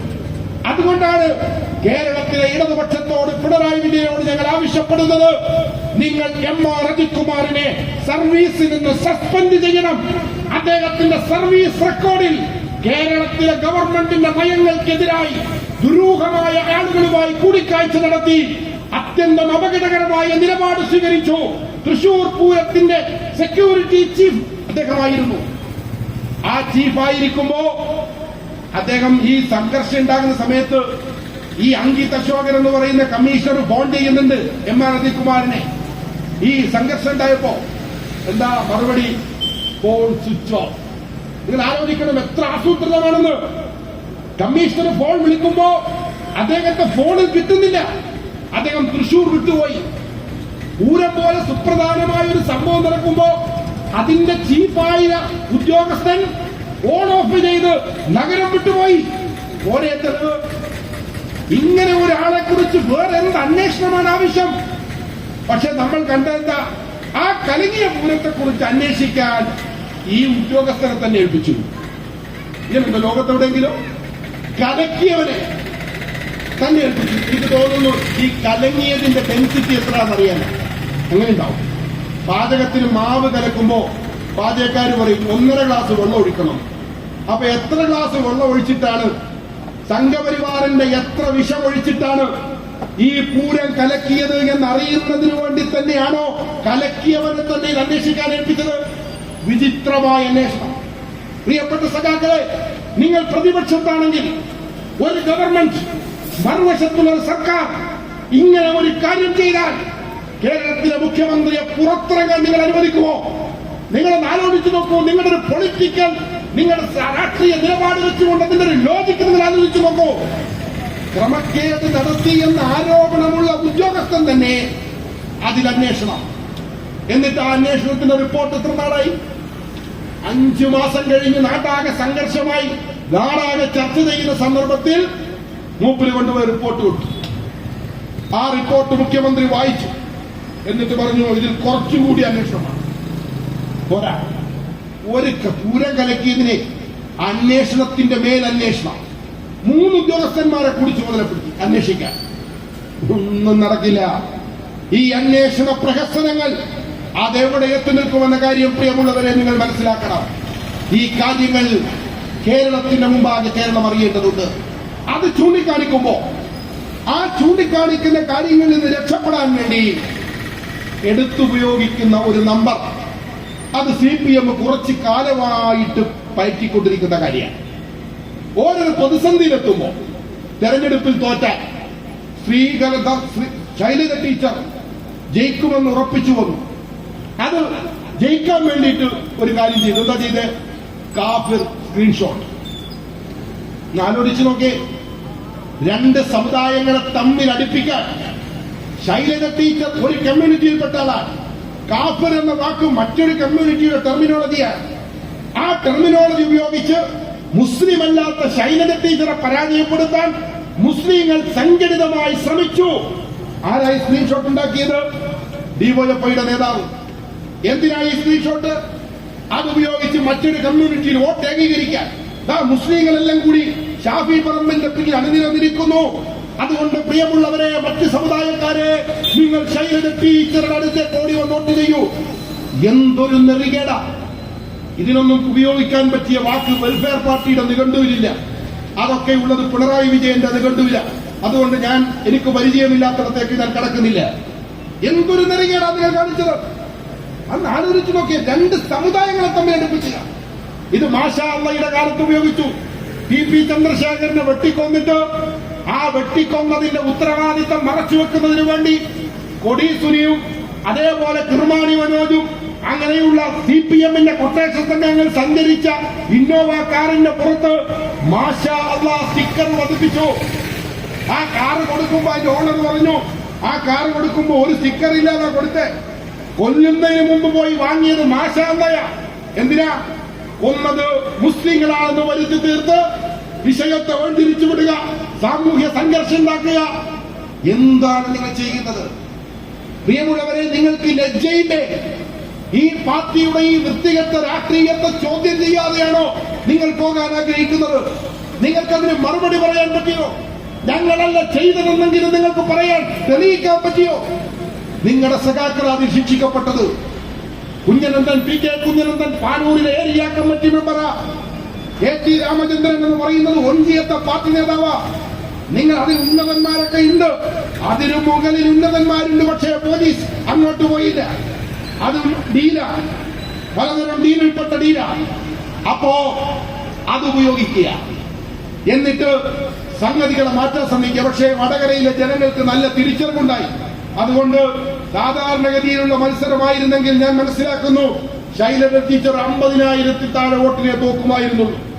പക്ഷേ ഈ നെറികെട്ട രാഷ്ട്രീയം കണ്ടപ്പോ ജാതി മതഭേദമന്യേ വടകരക്കാർ ഇത്തരം വൃത്തികേട് കാണിക്കുന്നവരെ ഇങ്ങനെ ശിക്ഷിച്ചാൽ പോരാ എന്ന് തീരുമാനിച്ചത് കൊണ്ടാണ് ശൈലജ ടീച്ചർ 1.5 ലക്ഷം വോട്ടിന് തോറ്റത്. ശൈലജ ടീച്ചറെ 1.5 ലക്ഷം വോട്ടിന് തോൽപ്പിച്ചത് ജമാഅത്തെ ഇസ്ലാമി അല്ല, മുസ്ലിം തീവ്രവാദികളല്ല, SDP അല്ല, വെൽഫെയർ പാർട്ടിയല്ല. ശൈലജ ടീച്ചറെ 1.5 ലക്ഷം വോട്ടിന് തോൽപ്പിച്ചതിലെ പ്രതി നമ്പർ 1 സഖാവ് പിണറായി വിജയൻ എന്നാണ് അദ്ദേഹത്തിന്റെ പേര് എന്ന് നിങ്ങൾ മനസ്സിലാക്കണം. നിങ്ങൾ തന്നെയോ നിങ്ങളെ തോൽപ്പിക്കുന്നത്? അതിപ്പോഴെടുത്ത് ഉപയോഗിക്കുക. അൻവറിന്റെ പിന്നിൽ തീവ്രവാദികൾ, വെൽഫെയർ പാർട്ടി. ഗോവിന്ദ മാഷക്കയിരുന്ന് സൈദ്ധാന്തിക ഭാഷയിലാണ് പറയുന്നത്. മാഷങ്ങൾ ഏത് കുട്ടികളെയാ പഠിപ്പിച്ചത്? ഇങ്ങനെ ഒരു നുണ, ഒരു ഉളുപ്പുമില്ലാതെ ഒരു നാട്ടിലിരുന്ന് ഇങ്ങനെ പറയുന്നതിന് നിങ്ങൾക്ക് എങ്ങനെ കഴിയുന്നു? കുറച്ചു കാലമെങ്കിലും നിങ്ങൾ കുട്ടികൾക്ക് അക്ഷരം പറഞ്ഞു കൊടുത്തവരല്ലേ? നിങ്ങൾക്ക് എന്ത് തെളിവാണ്, എന്ത് ന്യായത്തിന്റെ അടിസ്ഥാനത്തിലാണ് നിങ്ങൾ ഇത്തരം ആരോപണങ്ങൾ ഉന്നയിക്കുന്നത്? അതിനൊരു ലോജിക്കേ ഈ പ്രശ്നത്തിന് പിന്നിൽ മുസ്ലിങ്ങളാണെന്ന് വരുത്തി തീർത്ത് മുസ്ലിം സമൂഹത്തെ പ്രതിസ്ഥാനത്ത് നിർത്തി മറ്റ് വിഭാഗങ്ങളുടെ വോട്ട് ഏകീകരിക്കാൻ കഴിയുമോ എന്ന് പറയുന്ന വിഷലിപ്തമായ തന്ത്രമാണ്. ആ തന്ത്രമാണ് ഉപയോഗിക്കുന്നത്. അതുകൊണ്ടാണ് അൻവർ മലപ്പുറത്ത് നിന്നാണെന്ന് പറഞ്ഞത്. ഈ ഡയലോഗ് വേറൊരിടത്ത് നിങ്ങൾക്ക് കേൾക്കാം. എലത്തൂരിലെ ട്രെയിൻ തീകത്തി. എലത്തൂരിൽ ആ തീകത്തിയപ്പോ അത് ആരാ കത്തിച്ചത് ഇപ്പോഴും അറിയില്ല. അന്വേഷണം എങ്ങും എത്തിയില്ല. ആ അന്വേഷണത്തിൽ ADGP എം.ആർ. കുമാർ ഒരു പ്രതിയെ കൊണ്ടുവന്നു, ഷാരൂഖ് സൈഫ്. അയാൾ എന്തിനായിട്ട് കത്തിച്ച്? അയാൾ ഡൽഹിയിൽ നിന്ന് വന്നു, കേരളത്തിൽ വന്നിറങ്ങി, ഒരു ട്രെയിനകത്ത് പെട്രോളും വാങ്ങി കയറി, എന്നിട്ട് കത്തിച്ചു എന്നാ പറയുന്നത്. സംഭവ സ്ഥലത്ത് നിന്നല്ല അയാളെ പിടിച്ചത്. കുറെ ദിവസങ്ങൾക്ക് ശേഷം പോലീസ് പ്രതി ഹാജരാക്കുക, ഷാരൂഖ് സൈഫ്. അപ്പൊ പത്രക്കാർ ചോദിച്ചു, ഇയാളാണോ ഇത് ചെയ്തത്? എന്താ സംശയം? അയാളെ ചെയ്തത്. അയാളെ ചെയ്യൂ. എന്താ കാരണം? അയാൾ വരുന്നത് ഷാഹീൻ ബാഗിൽ നിന്നാണ്. ഷാഹീൻ ബാഗ് ഏതാ? പൗരത്വ പ്രക്ഷോഭത്തിന്റെ ഇന്ത്യയിലെ തീച്ചൂള. ആ ഷാഹീൻ ബാഗിനെ കുറിച്ച് എം.ആർ. കുമാർ പറഞ്ഞത് അത് തീവ്രവാദികളുടെ ഹാച്ചറിയാണ്. അവിടെ നിന്ന് വരുന്ന ഷാരൂഖ് സൈഫ് കത്തിക്കും. പിന്നെന്താ സംശയം ഉണ്ടോ? അൻവറിന്റെ പിന്നിൽ ആരാ? അൻവറിന്റെ പിന്നിൽ മുസ്ലിം തീവ്രവാദി. ആരാ എഴുതി കൊടുക്കുന്നത് മനസ്സിലായില്ലേ? MR അജിത് കുമാർ പറയുന്ന അതേ സാധനം ഇടതുപക്ഷ നേതാക്കന്മാരിൽ നിന്ന് പിണറായി വിജയൻ നിന്ന് റിപ്പീറ്റ് ചെയ്യാൻ എക്കോ പ്രകമ്പനം. ഒരു കേന്ദ്രത്തിൽ നിന്നാ കഥ. സ്ക്രിപ്റ്റ് ഒരിടത്ത് നിന്ന ഒരു കയ്യക്ഷരവാ. പണ്ട് CPM സേവ് CPM ഫോറം എന്ന് പറഞ്ഞൊരു സംവിധാനം ഉണ്ടാക്കിയപ്പോ അതിന് പിന്നിൽ പ്രവർത്തിച്ചവരെ കണ്ടുപിടിച്ചത് കയ്യക്ഷരം നോക്കിയിട്ടാണ്. കയ്യക്ഷരം നോക്കി കണ്ടുപിടിച്ചിട്ട് അതിനു പിന്നിൽ ഇന്ന സഖാക്കളാണെന്ന് തിരിച്ചു പിടിച്ചു. ഇപ്പോ ഈ എഴുത്തിന്റെ പിന്നിലെ കയ്യക്ഷരം തേടി പോയാൽ ഒരു കേന്ദ്രത്തിലെത്തും. RSSന്റെ സംഘപരിവാറിന്റെ ഒരു കേന്ദ്രത്തിലെത്തും. ഇത്രയും ദൗർഭാഗ്യകരമായ സാമ്യത ഇടതു രാഷ്ട്രീയത്തിനും RSSനും തമ്മിൽ ഉണ്ടാകുന്നു. ഞങ്ങളിതിൽ ആഹ്ലാദിക്കുന്നവരല്ല, ഞങ്ങളിതിൽ ദുഃഖിക്കുന്നവരാണ്. കേരളം പോലെ രാഷ്ട്രീയ പ്രതിരോധം കൊണ്ട് സംഘപരിവാറിനെ വരിഞ്ഞു മുറുക്കിയ ഒരു നാടിന്റെ പ്രതിരോധം ദുർബലമാവുകയാണ്. അവിടേക്ക് സംഘപരിവാർ ഇരച്ചു കയറുകയാണ്. ഈ ധ്രുവീകരണത്തിന്റെ ദ്വാരങ്ങളിലൂടെ സംഘപരിവാറിന്റെ വംശീയ രാഷ്ട്രീയം കടന്നു വരികയാണ്. അത് കേരളത്തിലെ തെരഞ്ഞെടുപ്പ് രംഗത്ത് പ്രതിഫലിക്കുന്നു. അതൊരു തൃശൂരിൽ നിൽക്കുകയില്ല. അത് ഈ നാടിന്റെ സോഷ്യൽ ഘടനയെ, സാമൂഹ്യ ഘടനയെ ദുർബലപ്പെടുത്തും. അതുകൊണ്ട് ഞങ്ങൾ ആശങ്കാകുലരാണ്. എന്താണ് ഈ ഇടതുപക്ഷം കാണിക്കുന്നത്? സ്വന്തം ലാഭത്തിനു വേണ്ടി ഏത് തരത്തിലുള്ള അപകടകരമായ രാഷ്ട്രീയവും കളിക്കാമെന്ന് വെക്കുകയാണോ നിങ്ങൾ ചെയ്യുന്നത്? ഈ ഗുരുതരമായ ഒരു സ്ഥിതിയുടെ ഭാഗമായിട്ടാണ് മലപ്പുറത്തിനെതിരായ മുഖ്യമന്ത്രിയുടെ ആക്ഷേപം വരുന്നത്. എന്തെങ്കിലും അടിസ്ഥാനമുണ്ടോ? എന്നിട്ട് കേരളത്തിൽ ഇരുന്ന് പറഞ്ഞു സെപ്റ്റംബർ 21 തിരുവനന്തപുരത്ത് പത്രസമ്മേളനം വിളിച്ചപ്പോ അദ്ദേഹം പറഞ്ഞു കരിപ്പൂർ എയർപോർട്ടിൽ നിന്നാണ്. ന്യായമാണ്, ലോജിക്. കരിപ്പൂർ എയർപോർട്ടിൽ നിന്നാണ്. മലബാറിലെ 6 ജില്ലകളിൽ, കണ്ണൂർ ഒഴികെയുള്ള ജില്ലകളുടെ ഒരു എയർപോർട്ടാണ് മലപ്പുറം, കരിപ്പൂർ. ഇനി മലപ്പുറം ജില്ല എന്ന് പറഞ്ഞാൽ കോട്ടയം ജില്ലയിൽ 5 ഇരട്ടിയും കണ്ടാലുണ്ട്. എത്രയുണ്ട് സന്നിധാന കോട്ടയത്ത് പോപ്പുലേഷൻ? 48 ലക്ഷം ആളുകളുണ്ട് മലപ്പുറം. 4 കോട്ടയം വരും.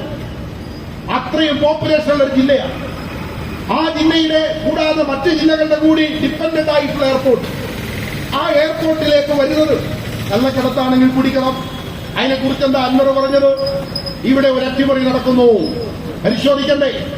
സ്വർണം വന്നാൽ കസ്റ്റംസാ പിടിക്കേണ്ടത്. ആ കസ്റ്റംസിന് പിടിക്കാനുള്ള മുഴുവൻ എക്യുപ്മെന്റ്സും എയർപോർട്ടിലുണ്ട്. ഏറ്റവും അത്യന്താധുനികമായ സ്കാനർ ഉള്ളത് കേരളത്തിലെ എയർപോർട്ടുകളിൽ മുന്നിൽ കരിപ്പൂര. പക്ഷേ കസ്റ്റംസിന് പിടിക്കാൻ പറ്റില്ല. 1 ഗ്രാം സ്വർണം കടത്തിയാൽ പിടിക്കും, ബി പഠിക്കും. പക്ഷേ കോഴിക്കോട്ടെ കരിപ്പൂരിലെ എയർപോർട്ടിൽ സ്വർണം കടന്നുപോയിട്ട് BP പഠിക്കുന്നില്ല, അല്ലെങ്കിൽ അടിച്ചിട്ട് കേൾക്കുന്നില്ല. അങ്ങനെ പുറത്തു പോവുകയാണ്. കാരിയർമാരാണ് കൊണ്ടുവരുന്നത്. എങ്ങനെയാണ് ഇത് വരുന്നതെന്ന് മാധ്യമങ്ങളിലൂടെ മനസ്സിലാക്കിയിട്ടുണ്ട്. ഇനി വെൽഫെയർ പാർട്ടിക്കാരൻ ആ കൊണ്ടുവരുന്നതിന്റെ രീതി പറഞ്ഞല്ലോ എന്ന് പറഞ്ഞിട്ട് നാളെ പൊതുയോഗം നടത്തി മൈക്കുകാരന് പൈസ കൊടുക്കാൻ നിൽക്കണ്ട. കാരിയർമാർ കൊണ്ടുവരും. ആ കൊണ്ടുവരുന്ന കാരിയർ അറിയില്ല ഇത് ആർക്കാണ്, ആരുടേതാണ്.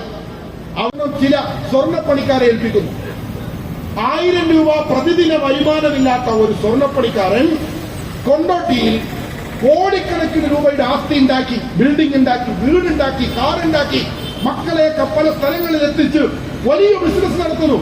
അയാളുടെ പ്രതിദിന ശമ്പളം 1000-ൽ താഴെയാണ്. അദ്ദേഹമാണ് ഇതിന്റെ ഏജന്റ്. ഈ വിഷയം അന്വേഷിക്കട്ടെ.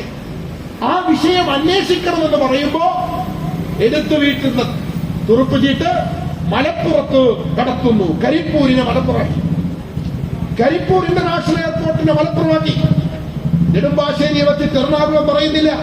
തിരുവനന്തപുരം എയർപോർട്ടിലൂടെയാണ് മുഖ്യമന്ത്രിയുടെ പ്രിൻസിപ്പൽ സെക്രട്ടറി ഉൾപ്പെട്ട സ്വർണ്ണക്കടത്ത്. നയതന്ത്ര ബാഗിൽ 15 കിലോ സ്വർണം ഒറ്റത്തവണ കൊണ്ടുവന്നത് കസ്റ്റംസ് പിടിച്ചു. നയതന്ത്ര ബാഗിൽ മുഖ്യമന്ത്രിയുടെ പ്രിൻസിപ്പൽ സെക്രട്ടറി പ്രതിയ. പിണറായി വിജയൻ പറഞ്ഞു തിരുവനന്തപുരം സ്വർണ്ണക്കടത്തിന്റെ കേന്ദ്രമാണെന്ന് പറഞ്ഞു. എന്തേ അദ്ദേഹം മലപ്പുറം സ്വർണ്ണക്കടത്തിന്റെ കേന്ദ്രമാണെന്ന് പറഞ്ഞത്? നിങ്ങൾ നോക്കൂ, ഈ നാവ് എവിടെ നിന്നാണ്? പിണറായി വിജയന്റെ നാവ് ഇപ്പോൾ ആരുടെ നിയന്ത്രണത്തിലാണ്? നിങ്ങൾ ആലോചിച്ചു നോക്കൂ. അതാണ് പിന്നീട് മലപ്പുറത്തിനെതിരെ ആരോപണം. ആ ആരോപണം ഡൽഹിയിലെത്തി. ഹിന്ദുവിന് അദ്ദേഹം ഇന്റർവ്യൂ കൊടുക്കുന്നു. ഹിന്ദു എന്ന് പറഞ്ഞ CPM ആഫീസിൽ നിന്ന് വിളിച്ചു പറഞ്ഞിട്ട് പിണറായി വിജയൻ ഒരു ഇന്റർവ്യൂ കൊടുക്കണമെന്ന് എൻറാമിനോട് പറഞ്ഞ അദ്ദേഹം ഉദ്യോഗസ്ഥരെ അയച്ചു കൊടുക്കും. അത്ര അടുപ്പമുള്ള പത്ര. പക്ഷേ മുഖ്യമന്ത്രിയുടെ ഈ ഇന്റർവ്യൂവിന് വേണ്ടി വേറൊരു ഏജൻസി വരിക. ആ ഏജൻസി വന്നിട്ട് മുഖ്യമന്ത്രിയോട് ചോദിക്കും, ഒരു ഇന്റർവ്യൂ കൊടുത്താലോ? ഹരിപ്പാട് MLA മുൻ MLA PK ദേവകുമാറിന്റെ മകൻ സുബ്രഹ്മണ്യൻ സഖാവെ ഒരു ഇന്റർവ്യൂ കൊടുത്താലോ? ഇങ്ങനെ പിണറായി വിജയനെ പരിചയമുണ്ടോ? അദ്ദേഹത്തിന്റെ പാർട്ടിക്കാർക്ക് പരിസരത്ത് ചെല്ലാൻ പറ്റില്ല, അദ്ദേഹത്തോട് സംസാരിക്കാൻ കഴിയുന്ന ആളില്ല. പക്ഷേ ഒരു മുൻ MLA മകൻ വന്നിട്ട് സഖാവെ നമുക്കൊരു ഇന്റർവ്യൂ കൊടുത്താലോ? കൊടുത്തേക്കാം. ഹിന്ദുവിന്റെ മുതിർന്ന മാധ്യമപ്രവർത്തക വരുന്നു, ഇന്റർവ്യൂ നടക്കുന്നു. ഇന്റർവ്യൂ നടക്കുമ്പോ അദ്ദേഹത്തിന്റെ അടുത്ത് രണ്ടാളിരിക്കുക. നിങ്ങൾ ആലോചിച്ച് നോക്കിയാൽ, ഞാനാണ് ചോദിക്കുന്നത്, നിങ്ങളാണ് ചോദിക്കുന്നത്, ഇവനേതാ? നീ എന്താ ഇവിടെ ഇരിക്കുന്നത്? കേരള CM-നെ ഒരു മാധ്യമപ്രവർത്തക ഇന്റർവ്യൂ ചെയ്യുമ്പോ നിനക്കെന്താ ഇവിടെ കാര്യം? ചോദിക്കല്ലേ?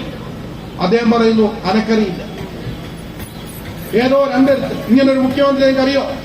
മാധ്യമപ്രവർത്തകരുടെ കടക്കുപുറത്ത് എന്ന് പറഞ്ഞ മുഖ്യമന്ത്രിയാ.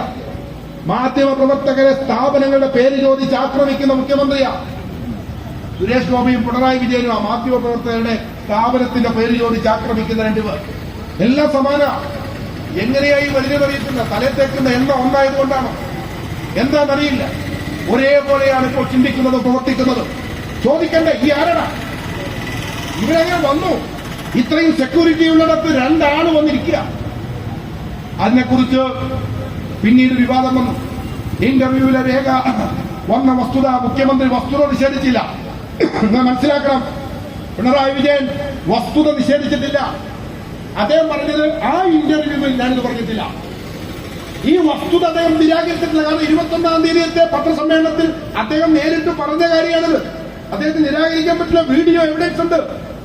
മാധ്യമങ്ങളുടെ വീഡിയോ എവിഡൻസ് യൂട്യൂബിൽ കയറിയാൽ നിങ്ങൾക്ക് കിട്ടുമത്. അദ്ദേഹം അത് നിരാകരിച്ചിട്ടില്ല. അദ്ദേഹം പറഞ്ഞത് ഈ പർട്ടിക്കുലർ ഇന്റർവ്യൂവിൽ ഞാനത് പറഞ്ഞിട്ടില്ല. അങ്ങനെ അത് ഹിന്ദു പത്രം ചെയ്തതാണ്.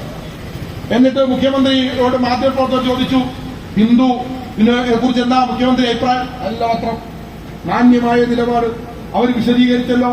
എന്താ ഹിന്ദു വിശദീകരിച്ചത്? ഹിന്ദു മുഖ്യമന്ത്രി ആപ്പിലാക്കിയ ചെയ്തേ. ഹിന്ദു പറഞ്ഞത് ഞങ്ങൾ കൊടുത്തുന്നല്ല. ഹിന്ദു പറഞ്ഞത് മുഖ്യമന്ത്രിയുടെ PR ഏജൻസിയാണ് ഞങ്ങളെ ഇന്റർവ്യൂവിന് സമീപിച്ചത്. എന്നിട്ട് അവർ ഇന്റർവ്യൂ നടത്തി.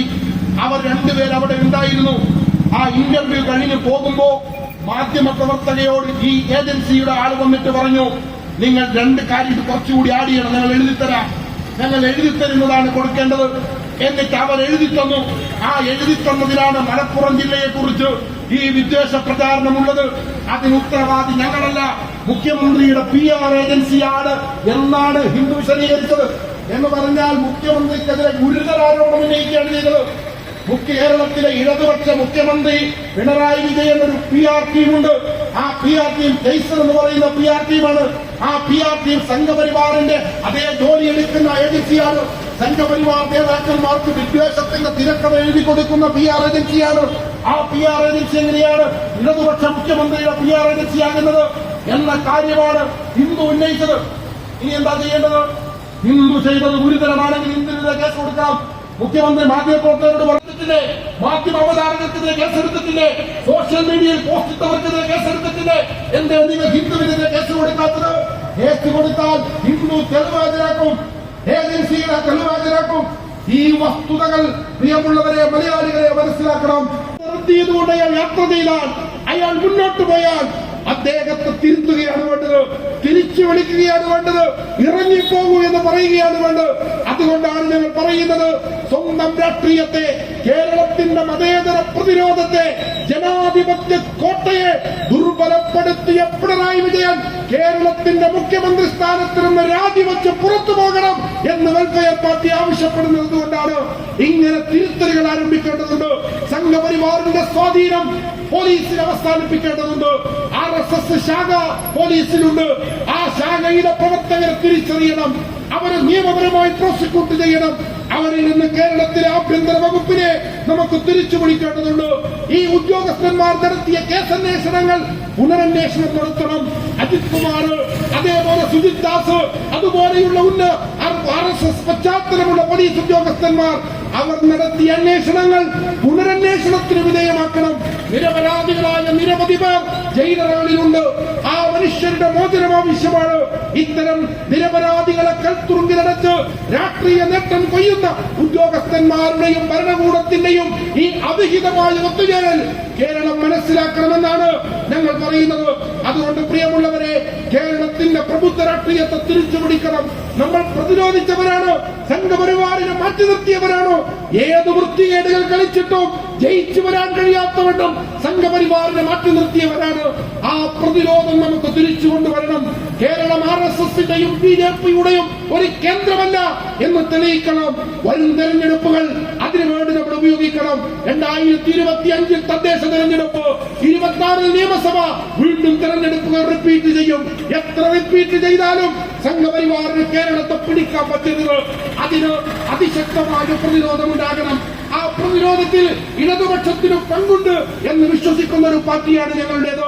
UDFന് പങ്കുണ്ട് എന്ന് വിശ്വസിക്കുന്ന ഒരു പാർട്ടിയാണ്. സംഘപരിവാർ വിരുദ്ധ നിലപാട് ആശയാടിത്തറയുള്ള എല്ലാ പാർട്ടികളും ചേർന്നാണ് സംഘപരിവാറിനെ കേരളത്തിൽ പ്രതിരോധിച്ചത്. ആ പ്രതിരോധം മുന്നോട്ട് പോകണം.